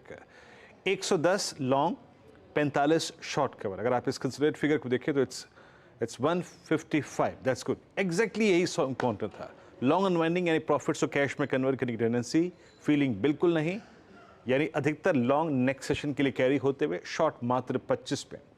और वो भी कुछ अर्निंग स्पेसिफिक जो डिसअपॉइंटमेंट्स थे वो। आरती इंडस्ट्रीज केमिकल स्पेस में 10% ऊपर, जेके सीमेंट, मेट्रोपोलिस हेल्थ केयर, और देखिए नंबर शायद प्राइमा फेस से आपको अच्छा ना लगे हों, लेकिन सेक्टोरियल टेलविंड ने अगर आप देखें अच्छा मूव दिया। बाकी शॉर्ट कवरिंग में IEX, Atul Limited, India Cements, Berger Paints, Navin Fluorine, पूरा केमिकल बास्केट आज काफ़ी अच्छी खासी शॉर्ट कवरिंग देखे गया। और आप देख लीजिए नवीन फ्लोरिन सबसे बड़ा अंडर परफॉर्मर, या फिर जिसे कहते हैं वीक स्ट्रक्चर, कोलैप्स हो गया था स्टॉक। शॉर्ट बिल्डअप हुआ बैंक ऑफ बड़ौदा में अर्निंग्स के बाद। जी एंटरटेनमेंट में वोडाफोन, यूनाइटेड ब्रेवरीज आज 20 डे मार्क नीचे फिसल गया। बाटा में कुछ देर पहले बातचीत हुई थी, न्यूज़ फ्लो का इंपैक्ट कोई खास नहीं रहा। बाकी Indus tower, Crompton, PFC, ग्रैन्युल्स India और डीएलएफ, ये कुछ ऐसे काउंटर्स जहां पर आज थोड़ा सा कमजोरी रही। लेकिन एक स्टॉक जिसका हमने जिक्र 2 बजे के ट्रेड में किया था, और वो था एक्साइड। जरा डायरेक्टर साहब एक्साइड लेके आएंगे एक बार, जरा क्या बिल्डअप है यहाँ पर। एक्साइड अब 267 पे, मेरे ख्याल से राजेश पालू जी 2 बजे की कमेंट्री में हमने इसको 264 पे टच किया था। 267.40 पे जाकर क्लोज होने की तैयारी करता हुआ, स्ट्रॉन्ग कैंडल। अगला व्यू क्या होगा यहाँ पे, टारगेट कहाँ तक के हो सकते हैं? वीरेंद्र जी 275 278 तक की मोमेंटम हमें लगता है इसमें आते हुए दिख सकती है। स्टॉक में एक डाउन स्लोपिंग ट्रेंड लाइन का ब्रेकआउट यहाँ पे वीकली चार्ट पे होते हुए दिखा है, तो एक रिवर्सल के फॉर्मेशन है। ये मोमेंटम हमें लग रहा है एक्सटेंड होगा 275 278 की तरफ। स्टॉप लॉस यहाँ पे अब रखें 264 के आसपास, पोजीशन यहाँ पे लॉन्ग साइड का कैरी किया जा सकता है। ओके, तो लॉन्ग साइड की पोजीशन एक साइड में कैरी की जा सकती है। नंबर्स के बाद यहाँ पर प्ले खरीदारी का ही बन रहा है। इंडेक्स आपकी स्क्रीन पर लेकर आते हैं। 19400 के ऊपर की क्लोज की पूरी तैयारी यहाँ पर है। आखिरी अब 8 मिनट बचे हैं और निफ्टी बैंक में भी थोड़ा सा रुझान बना, 295 अंकों का इजाफा।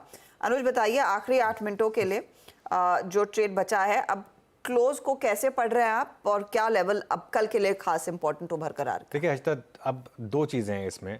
पहले तो मैं एक बार ना, आपको याद होगा फ्राइडे को मैं एक चीज़ डिस्कस कर रहे थे कि हमेशा नेक्स्ट वीक के ऑप्शंस में आप ट्रेड करें।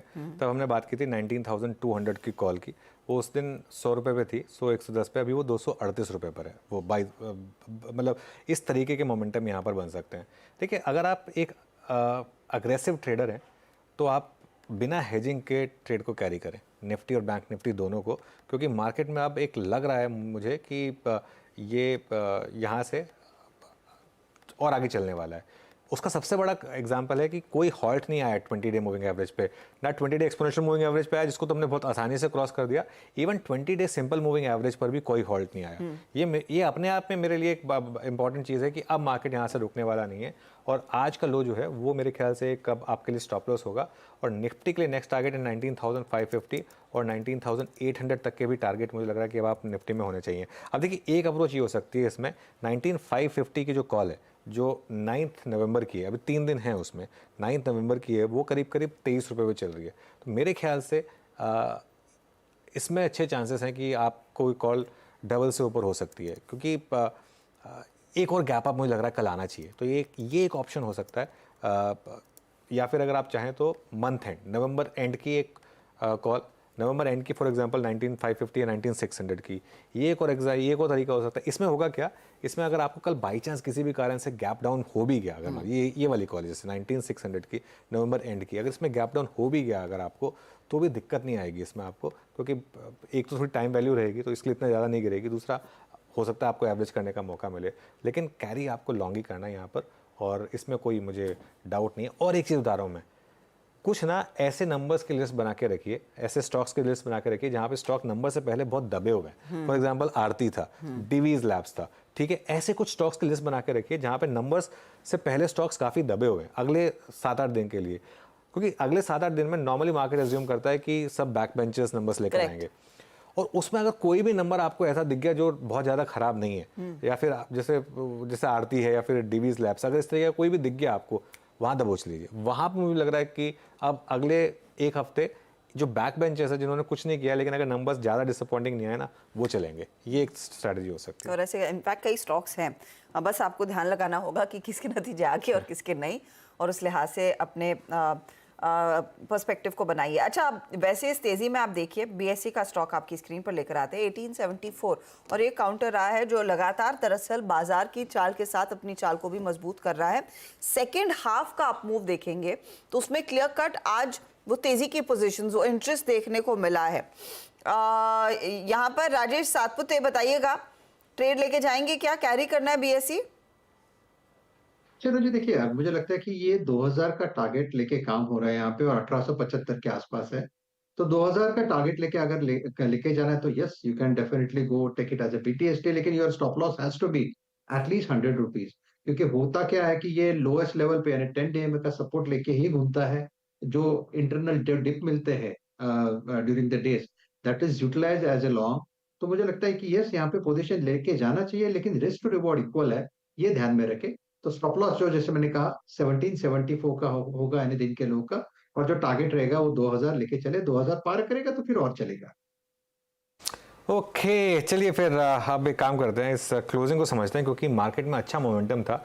निफ्टी 1%, सेंसेक्स 1%, मिड कैप 1%, और बैंक निफ्टी बस थोड़ा सा अंडर परफॉर्म, थोड़ा सा, ज़्यादा नहीं, करीब 2/3% बैंक निफ्टी इस समय ऊपर। लेकिन वॉल पे चलते हैं और इस क्लोजिंग को समझते हैं। जी हाँ, एक बार शानदार हफ्ते की शुरुआत आप कह सकते हैं। पूरा दिवाली वाला फ्लेवर मार्केट में आता हुआ 19,400 के ऊपर की क्लोज की तैयारी, 185 अंकों का इजाफा, 1% ऊपर निफ्टी, लगभग आधे % के गेन्स निफ्टी बैंक में, मिड कैप से 1% ऊपर, और खरीदारी आज कह सकते हैं आप चौतरफा हुई है।